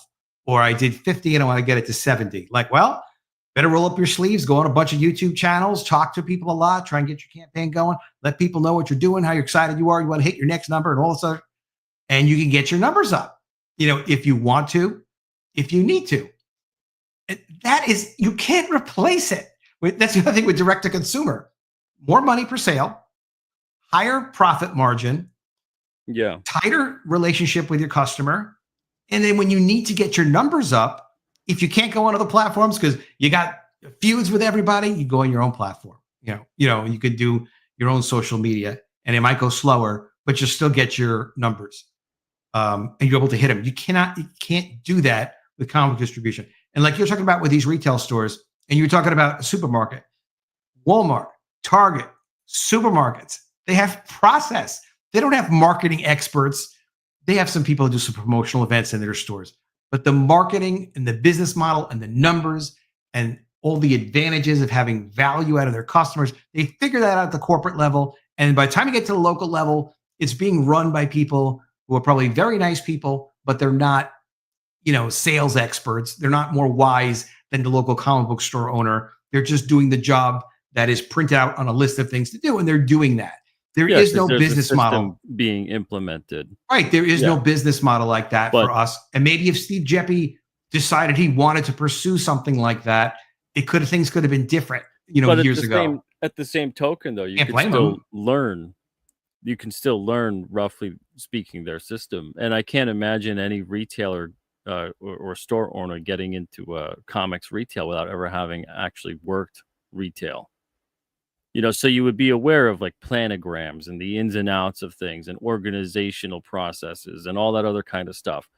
And seriously, it baffles my mind as to how many simple, basic problems there are in the comic industry on that front. The only people you could blame are the people that, if they had a process and they spent X dollars on that process, it could have been amortized across 100 or 200 stores.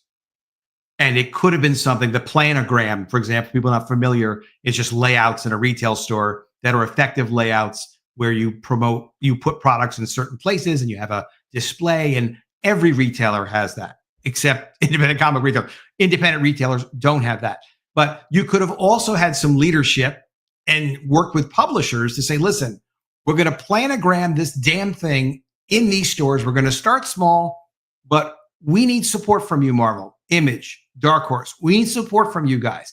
Help us figure out what's going to sell locally in your stores. Let's talk to Chuck Rosansky. Let's talk to that cool Coliseum of Comics guy somewhere in Florida. Let's talk to these guys. Like they would have all these Comics Pro meetings and a Diamond Summit meeting. They would, but the business model, giant circle jerk. You have to crack the business model has to be cracked. The business model wasn't cracked. It was never figured, because when we're selling a comic back in the day, it was like a $2.99 retail, and we would wind up with $1.18 for a typical single comic.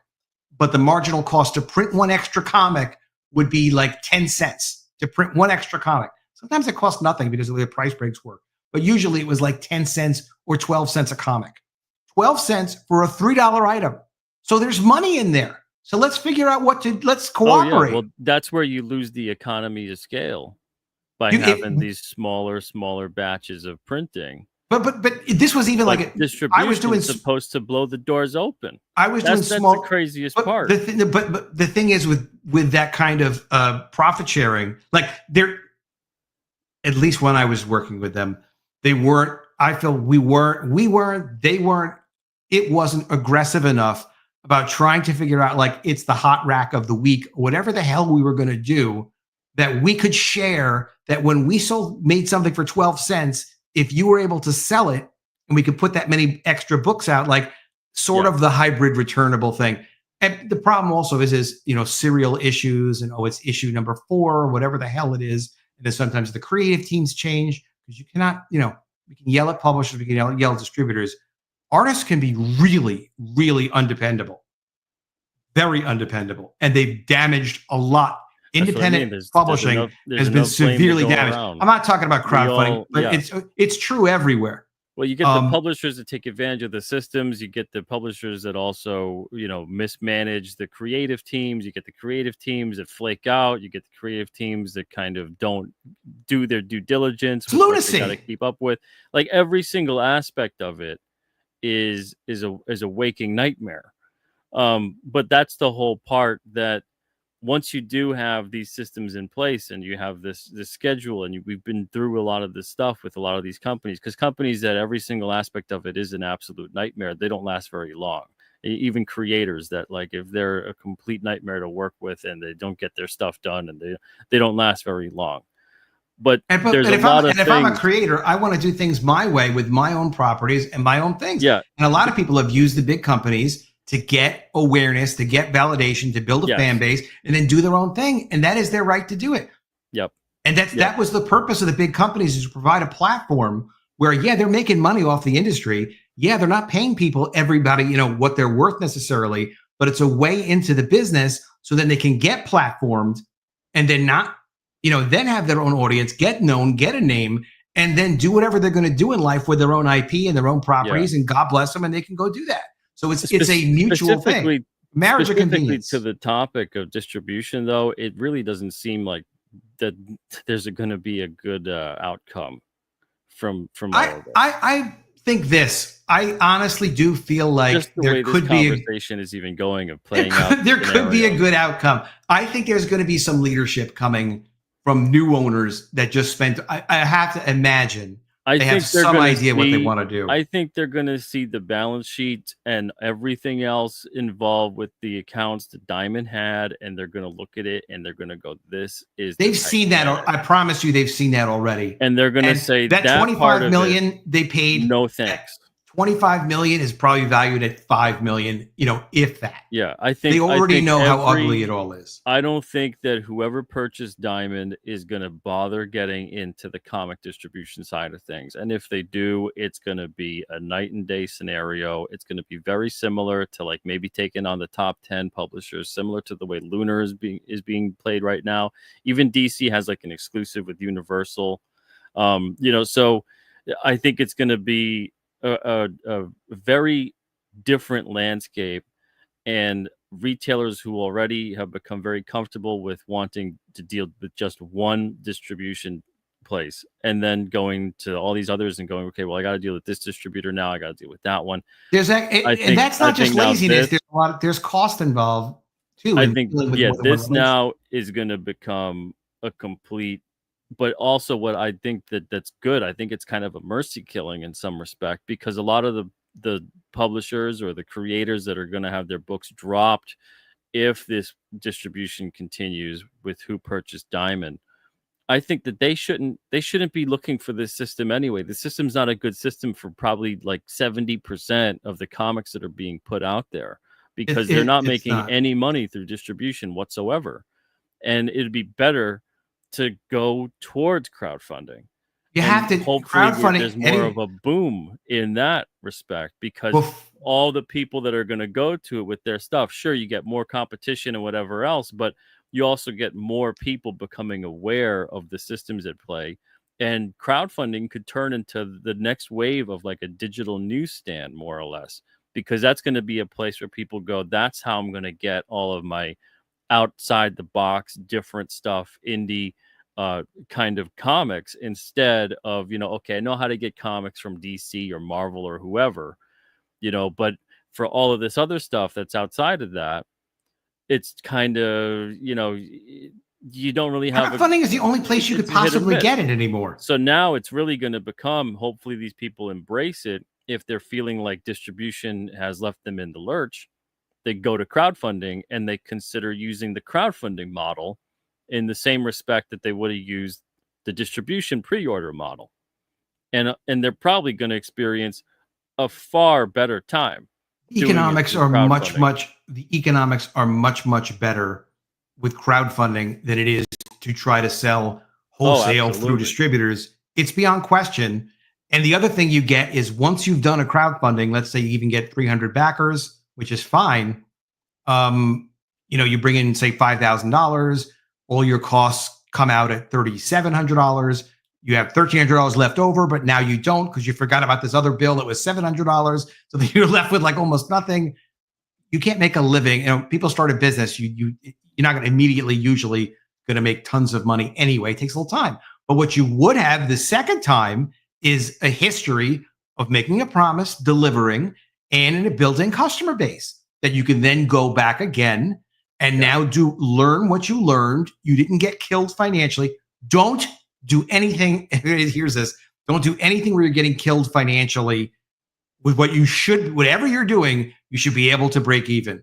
And you pay the people the amount you can pay, that you promise what you pay. Make sure you don't get crazy what you can afford. Make sure you can afford it. Make sure everybody gets paid. Or you can be partners. There's nothing wrong with people splitting profit on a book if that's what they want to do. And they're adults and they understand what they're doing. Just make sure your costs are covered, and then you can learn. And then you do another thing, and then you do another thing. And then when I first started publishing, I did one book. When I was 16, we solicited 2, but it was sub-distributed, and the company went out of business, didn't pay me on my first book. And then I solicited books, and we started doing like 1 or 2 a month.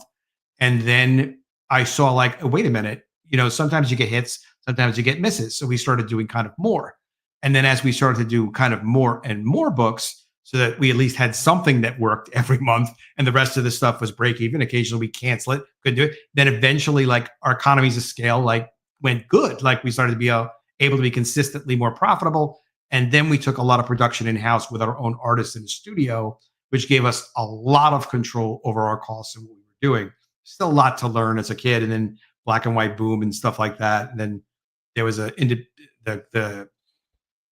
indie boom with like Image and those guys really overtaxed the retailers. And then we had it was all sorts of problems in the industry.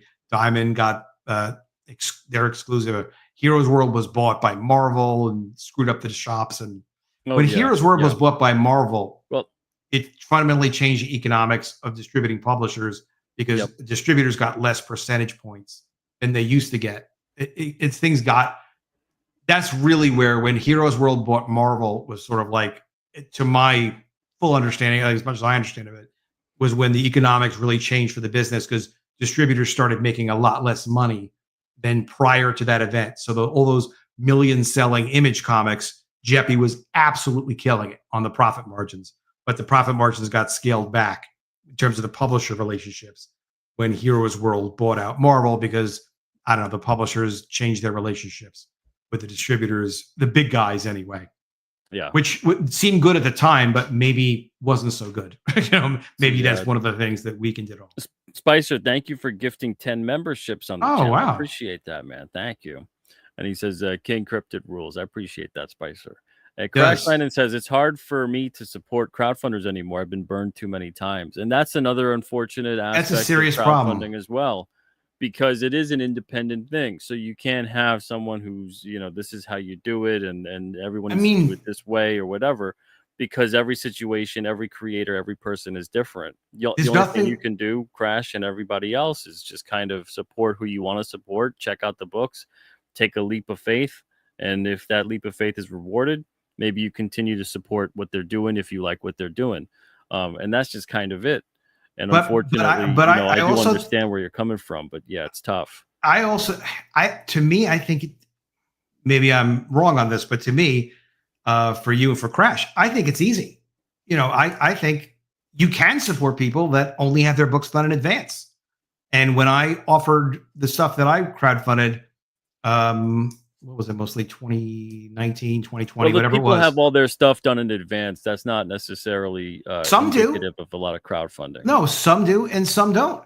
But I would also suggest to creators, try to do that as much as possible, because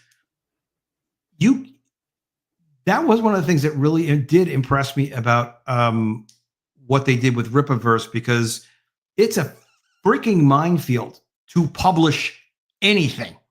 Even if you've done it before, even if you're doing everything, you don't know what's going to happen with your wife or your life or your health. Like there's so many variables. So the one way that you can mitigate that is by having something done in advance. And I'll tell you, I think they would have had a lot more problems. I think a lot more. They seem to have done pretty well.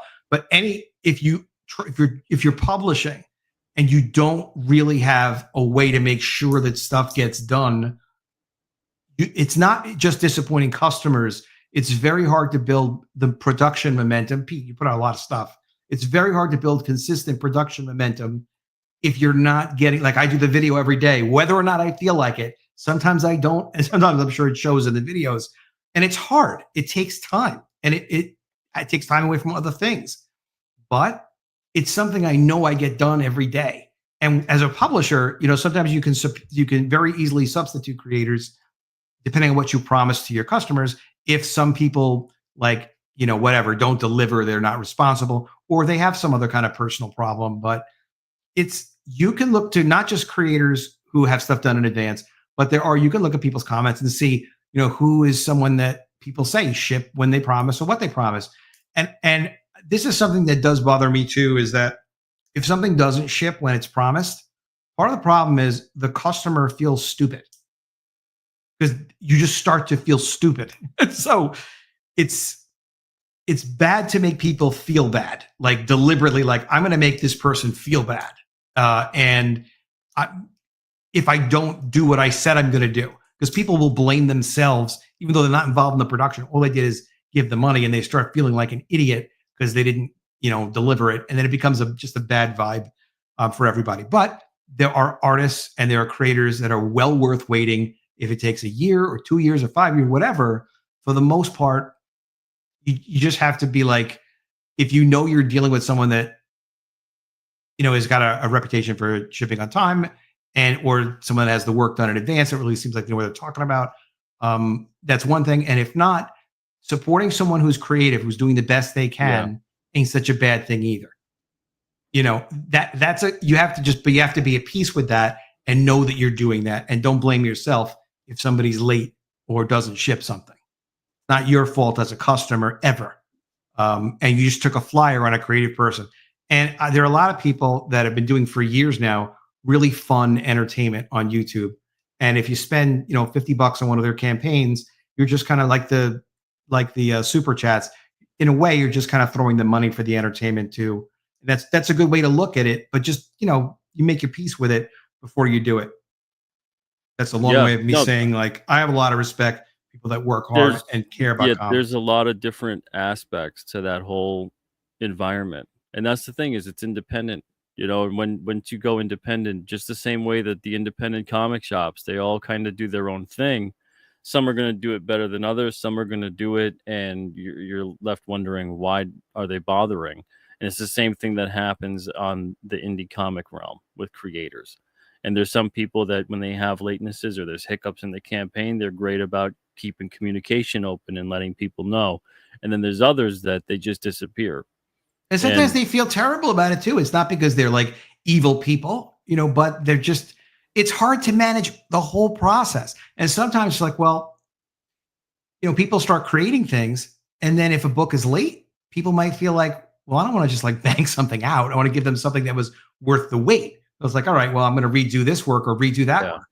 Yeah. That's a problem. I mean, it just takes a lot. And it can be a very big disadvantage for a lot of really talented people to not have an editor on their ass telling them what's good enough, telling them what's not good enough, and giving them instructions and telling them, no, I have a deadline too. This affects me.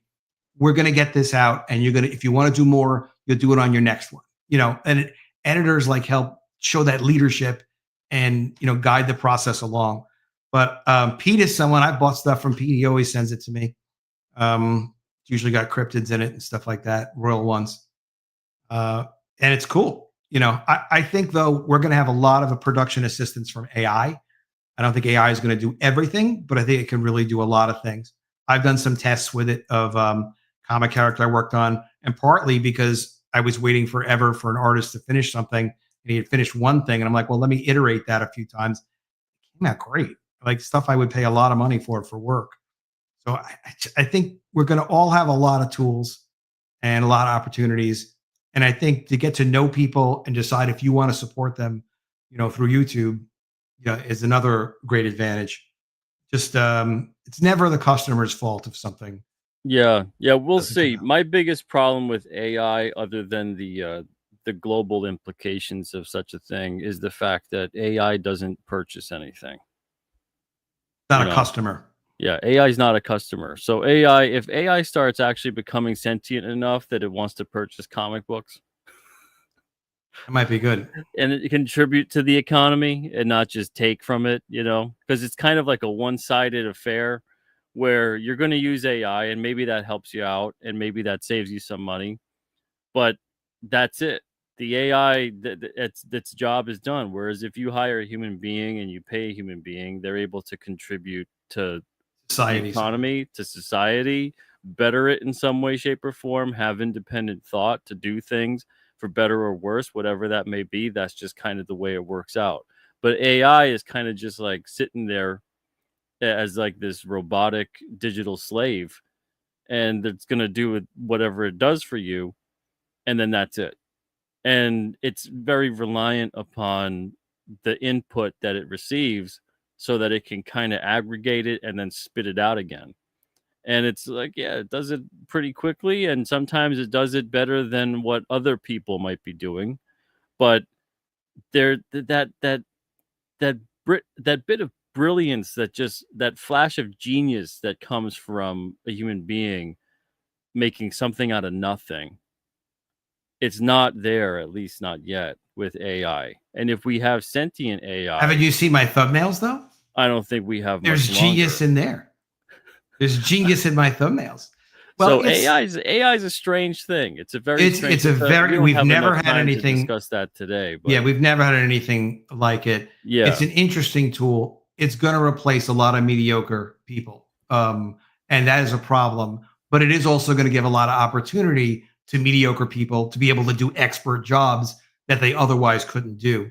Yeah, and then at the end of it, it's the end result of who decides what they like better is obviously always the customer who's going to be getting it. Jimmy Palmiotti had an interesting tweet about AI this morning, and he tweeted, how long do you think it's going to be until someone does a full movie in AI, like a full movie theater movie? Then how long do you think it'll take for everybody to stop being pissed at them? And what do you guys think? And I think what I wrote, and I deleted it because I'm like, I don't even want to get in this debate right now, only if I talk about it with Pete Cimetti. But what I wrote basically was like, people really don't care about the cooks. They care about the stew. And people might say they care about the cooks, but what percentage of the latest Disney movie, Moana 2, that did whatever it did, $1 billion, or Inside Out 2, that did 1.5 or $1.6 billion, what percentage of that was, digitally created effects and things like that? Pixar conquered producing water, as an example, a few years back. So they don't have any animators that are doing water. That is all generative based on whatever their existing software is, or the hairs on Sully from Monsters, Inc. That's all generative or equivalent to generative. And in animation in particular, which is where we're going to first see it, we've already seen it in movies. They're already doing effects utilizing AI, like real-time effects, while they make the movies, and then they reshoot if they don't like the effects. There was some aging effect with Tom Hanks in a movie recently, much lower budget for them to do it versus CGI, to do it AI, and then in real time, Tom Hanks would act out the scene, and then he could go back and look at it with his visual effects executed, which you can't do with normal visual effects, but with AI you can. And then he would say, I'm too old in this scene. I jumped off the couch too quickly. So let's redo that. And he jumped off a little more slowly, same visual effects, but now with AI, and he could see what he was doing. And they made the whole movie for like $50 million, where otherwise it would have cost like at least 100 or, more than that.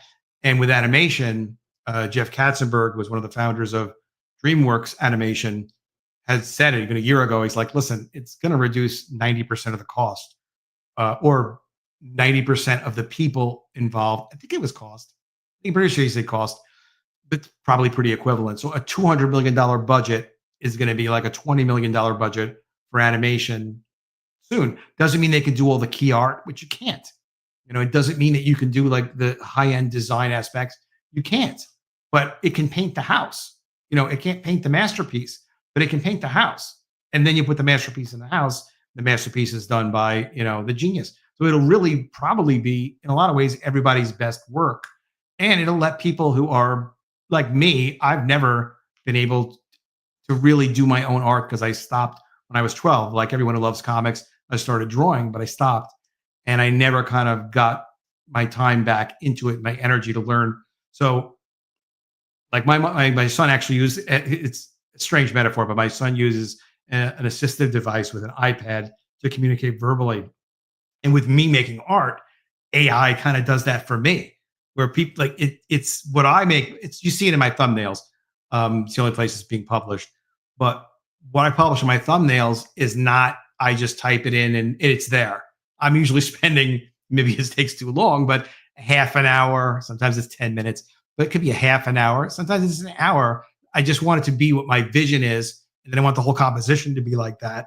And it's me like being able to produce art like with an assistive device, because I'm that disabled when it comes to being able to produce work. But still, especially if you look at some of my more recent stuff, it some of it's pretty good. I'm looking at it, I'm like, there's pretty good aesthetics, and the composition is relatively compelling, and it's well the thing good. is I think we end up getting really concerned about the customer we don't have as opposed to the customer we do have. And so if you've got a customer who doesn't care whether or not you do AI and you do AI and they still buy it, whatever. If you don't want to do that, like I don't care to do AI art or hire artists that are doing AI for my Yeah. comics. And if that speaks to the customer that I'm making comics for, and that's what they like, then great. I'm not going to sit there and if someone does AI and like, let's say they're more popular or successful or money is coming in for them that's not coming in for me. Like, I'm not someone who really spends time counting other people's money or being jealous of other people's success. You don't seem the type. Especially if it's something that it's like, yeah, I wouldn't do that anyway. Like, so there's tons of people out there that are making all kinds of money. And I'm like, yeah, but would I really do that? No, I wouldn't do that. So they're doing Not that. even of interest. Yeah. You know what you want to do and you're doing it, which is the best example.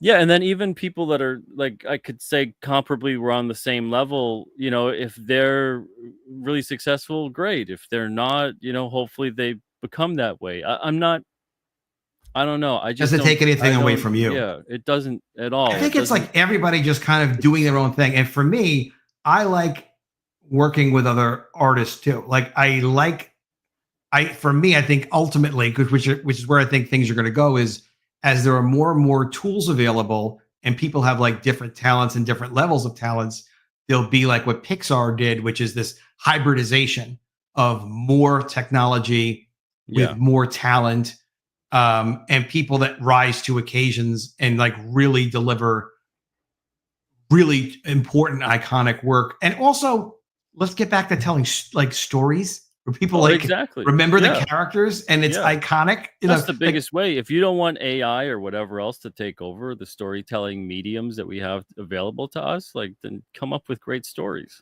Colin Kaepernick's website didn't come out yet. He had something called Lumi. He invested in this AI comic art, and the art looked fine, like at least what they're showing promotionally. But from what I've understood, it's never launched.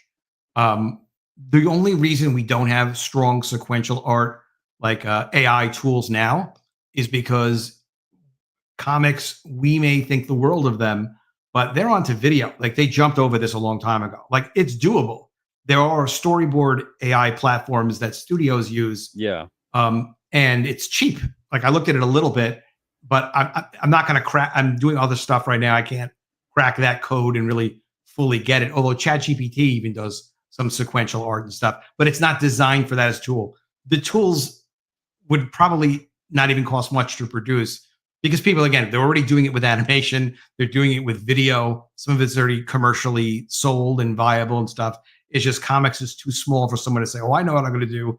I'm going to save on my $25,000 or $10,000 budget to produce an independent comic for 10 cents on the dollar by, coming up with AI tools. By the time they're done doing that, they're already on to like some other video platformy thing.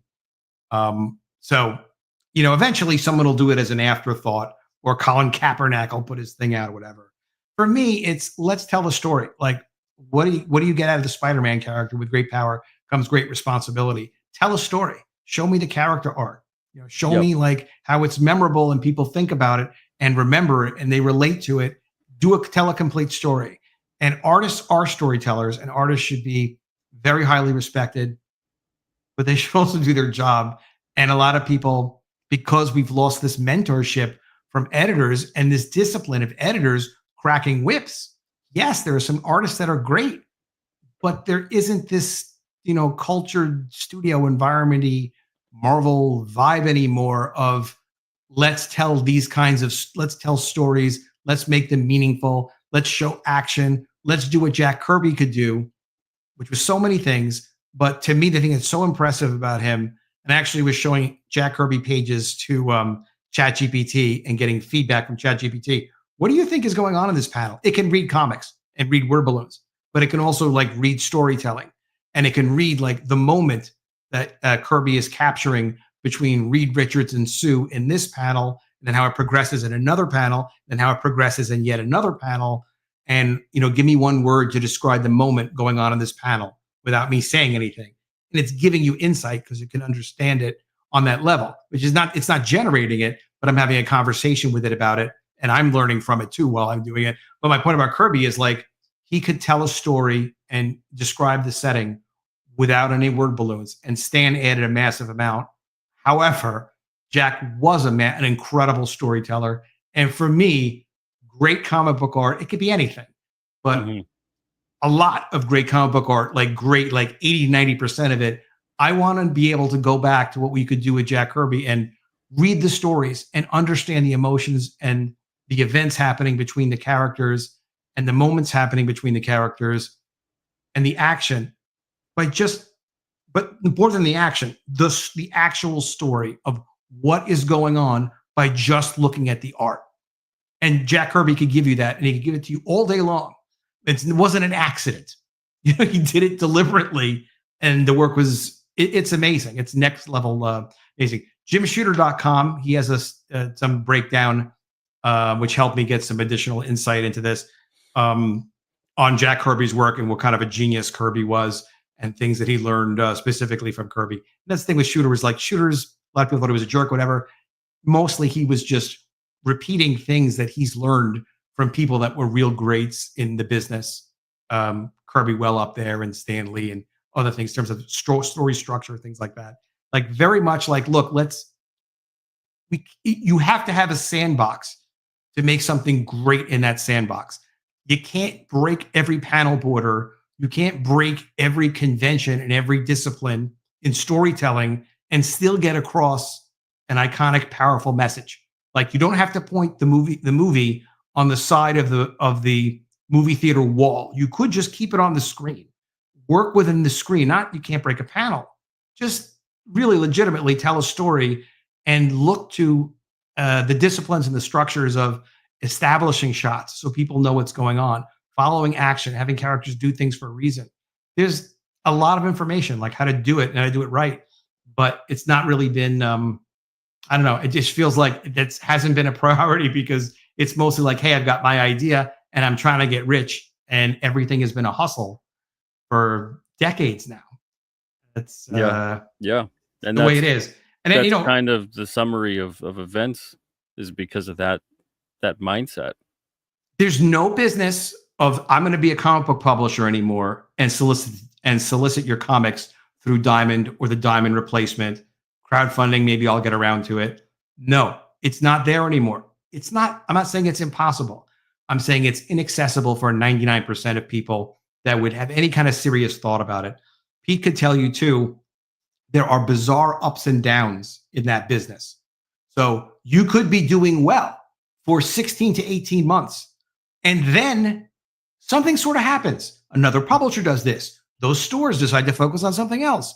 Whatever you were doing, you didn't realize was part of a trend, but it was kind of a fad. It wasn't a trend, and now people aren't interested in that anymore. So all of a sudden your orders go down. Well, what's been going on over the last 16 to 18 months? Well, you sell to someone who sells to someone who sells to your customer. So now your sales are going down, but in the meantime, because you thought things were going good, you have expanded your business, and maybe you hired a couple more people or put more money into more content and did, so there are ups and downs you can't control because you do not have your finger on the pulse of what's going on. And just a couple of years ago, in crowdfunding, there was very few crowdfunding campaigns that broke $1 million. And then Rippaverse came out and he started doing some big business, and he's gone like that corporate versus the creator kind of vibe seems like it's going on. Not that he's just corporate, because he does come up with his ideas, but we don't know what's going to happen next. We don't know if YouTube is going to continue to allow us to sell things without paying them, or what percentage they might want. That could happen at any moment. The business models get thrown up in the air all the time. But direct to consumer, you've got a real business. When the number one distributor in the business, which used to be Diamond, goes bankrupt and people don't even know if they're getting their comics anymore, of course you can't rely on that system anymore.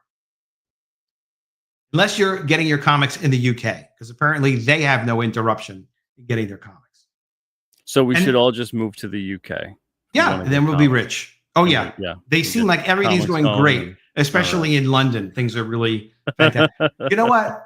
There's never been an opportunity, seriously, and I'm not asking people, it sounds like I'd be asking people to write me checks as an investment, but I'm not raising money or anything like that. But there's never been a time, and Pete, for the 20 years that you've been in the game, there's never been a time like now to be able to leverage and get into crowdfunding, build your audience, have your repeat business. You have the technology to print your own freaking comic books, This is the absolute best time ever to be an independent creator, hands down. Or to get into this business. Yes, maybe if you raise $10 million from some investment group, you're going to create your own comic universe, and then you're going to do this with these people, and you sign this deal for the intellectual properties for that line of movies. We're not talking about that. We're talking about realistic stuff. I've got an idea for a comic. I want to tell this story about this character I've been thinking about. Yeah. And I want to do it. Like, okay, cool. You have to be on social media, get into the community a little bit. One of the greatest things about Comicsgate, so open about letting it, when I got involved, like letting people be involved. And like I started at a very small level, and then people were more and more generous with me with wanting to have me on their platforms. And they were all treated me great. It's very nice. But you build up, you get your audience, you meet people, you find out what's working for other people. Now is the time. It's never been like this before. I don't know if it's going to stay like this, but the key really seems to be direct to consumer, and just make sure you can deliver what you promise when you promise it, and come up with contingency plans. Because if you have a letterer and a colorist or whatever, there was a buddy, I forgot. Oh, it was, whatever. It doesn't matter. One of the indie guys in CG, and he had an artist he'd hired to do the pencils and the inks and the colors for his book. And I was like, oh, he's like, what? I'm like, if you could separate the colors, then if something goes wrong with the inker, the pencil and the inker, you could give the color work to the other guy. And like you've differentiated yourself a little bit in terms of the demand on the production of getting the damn thing done. So that kind of lateral thinking and the problem solving, think about it early on so you can control your process. If you're doing it all yourself, you don't have to think that way. But do always think about what can go wrong, cover your costs, crowdfunding. You can't beat it. It's never been this great as it is now. And then again, let's say you do $1,800, but you really wanted to do at least $2,500. Just if you care about what you're doing, you get on social media, you get on other people's platforms, you'll raise the money that you need. And the numbers could be multiplied by 5 or 10 or 20, doesn't matter. The market's there if you could do that. But the thing I used to suggest to people a lot, and I used to love to help try to get new people going on stuff that want to do stuff, is an email sign-up list is great because you can see if you're breaking through on social media at all. Like if you're not breaking through at all, I think we used to say like try to get at least 300 people signed up on your email list. Not that they're all going to buy, but my new book's coming out, my new project's coming out. Please sign up for my email list, share it around. You got to break through. So maybe it's you have like, oh, nobody's signing up. That's bad. And it's a problem. And maybe you shouldn't publish yet until you can talk to some other guys and figure out like, well, how are other people getting people to sign up? But it's so doable. And it really is a great time. Just not to try to sell through Diamond anymore, unfortunately. Ancillary, it's extra. Do it. Brian Polito does. Use it as a way to find new customers. Any one of those, you sell 800 of those comics, 30 of them maybe buy your next campaign. That's 3 large on the next campaign, $3,000. And then they can buy again and again and again. And they like the interaction with you. And then maybe they'll buy it in the store. I guarantee you, half of the people that buy from him direct that found it in the store still buy the comics in the store too. People just buy multiple stuff. They don't care. They just want to, get their stuff that they like. Absolutely. It's a great time. I'm looking forward to publishing again soon. I just don't have anything on the board yet. All right. Well, good, man. Yeah. Get back on the saddle. But until then, let's get Adam, some sleep. we're gonna wrap this up. Everybody, thank you guys for watching and listening and commenting tonight. Really appreciate you guys being here. Adam, thank you so much for spending some time with me tonight. This was great to see you again, man. A very Pleasure. Active and live and passionate conversation. And more passionate about this than I realized. Yeah, a lot to take in. We will soak in it. Pete, thanks as always. Thanks to your audience. Good to see Leg Kick. Good to see you guys. Oh, I'm glad you enjoyed it, Citizen.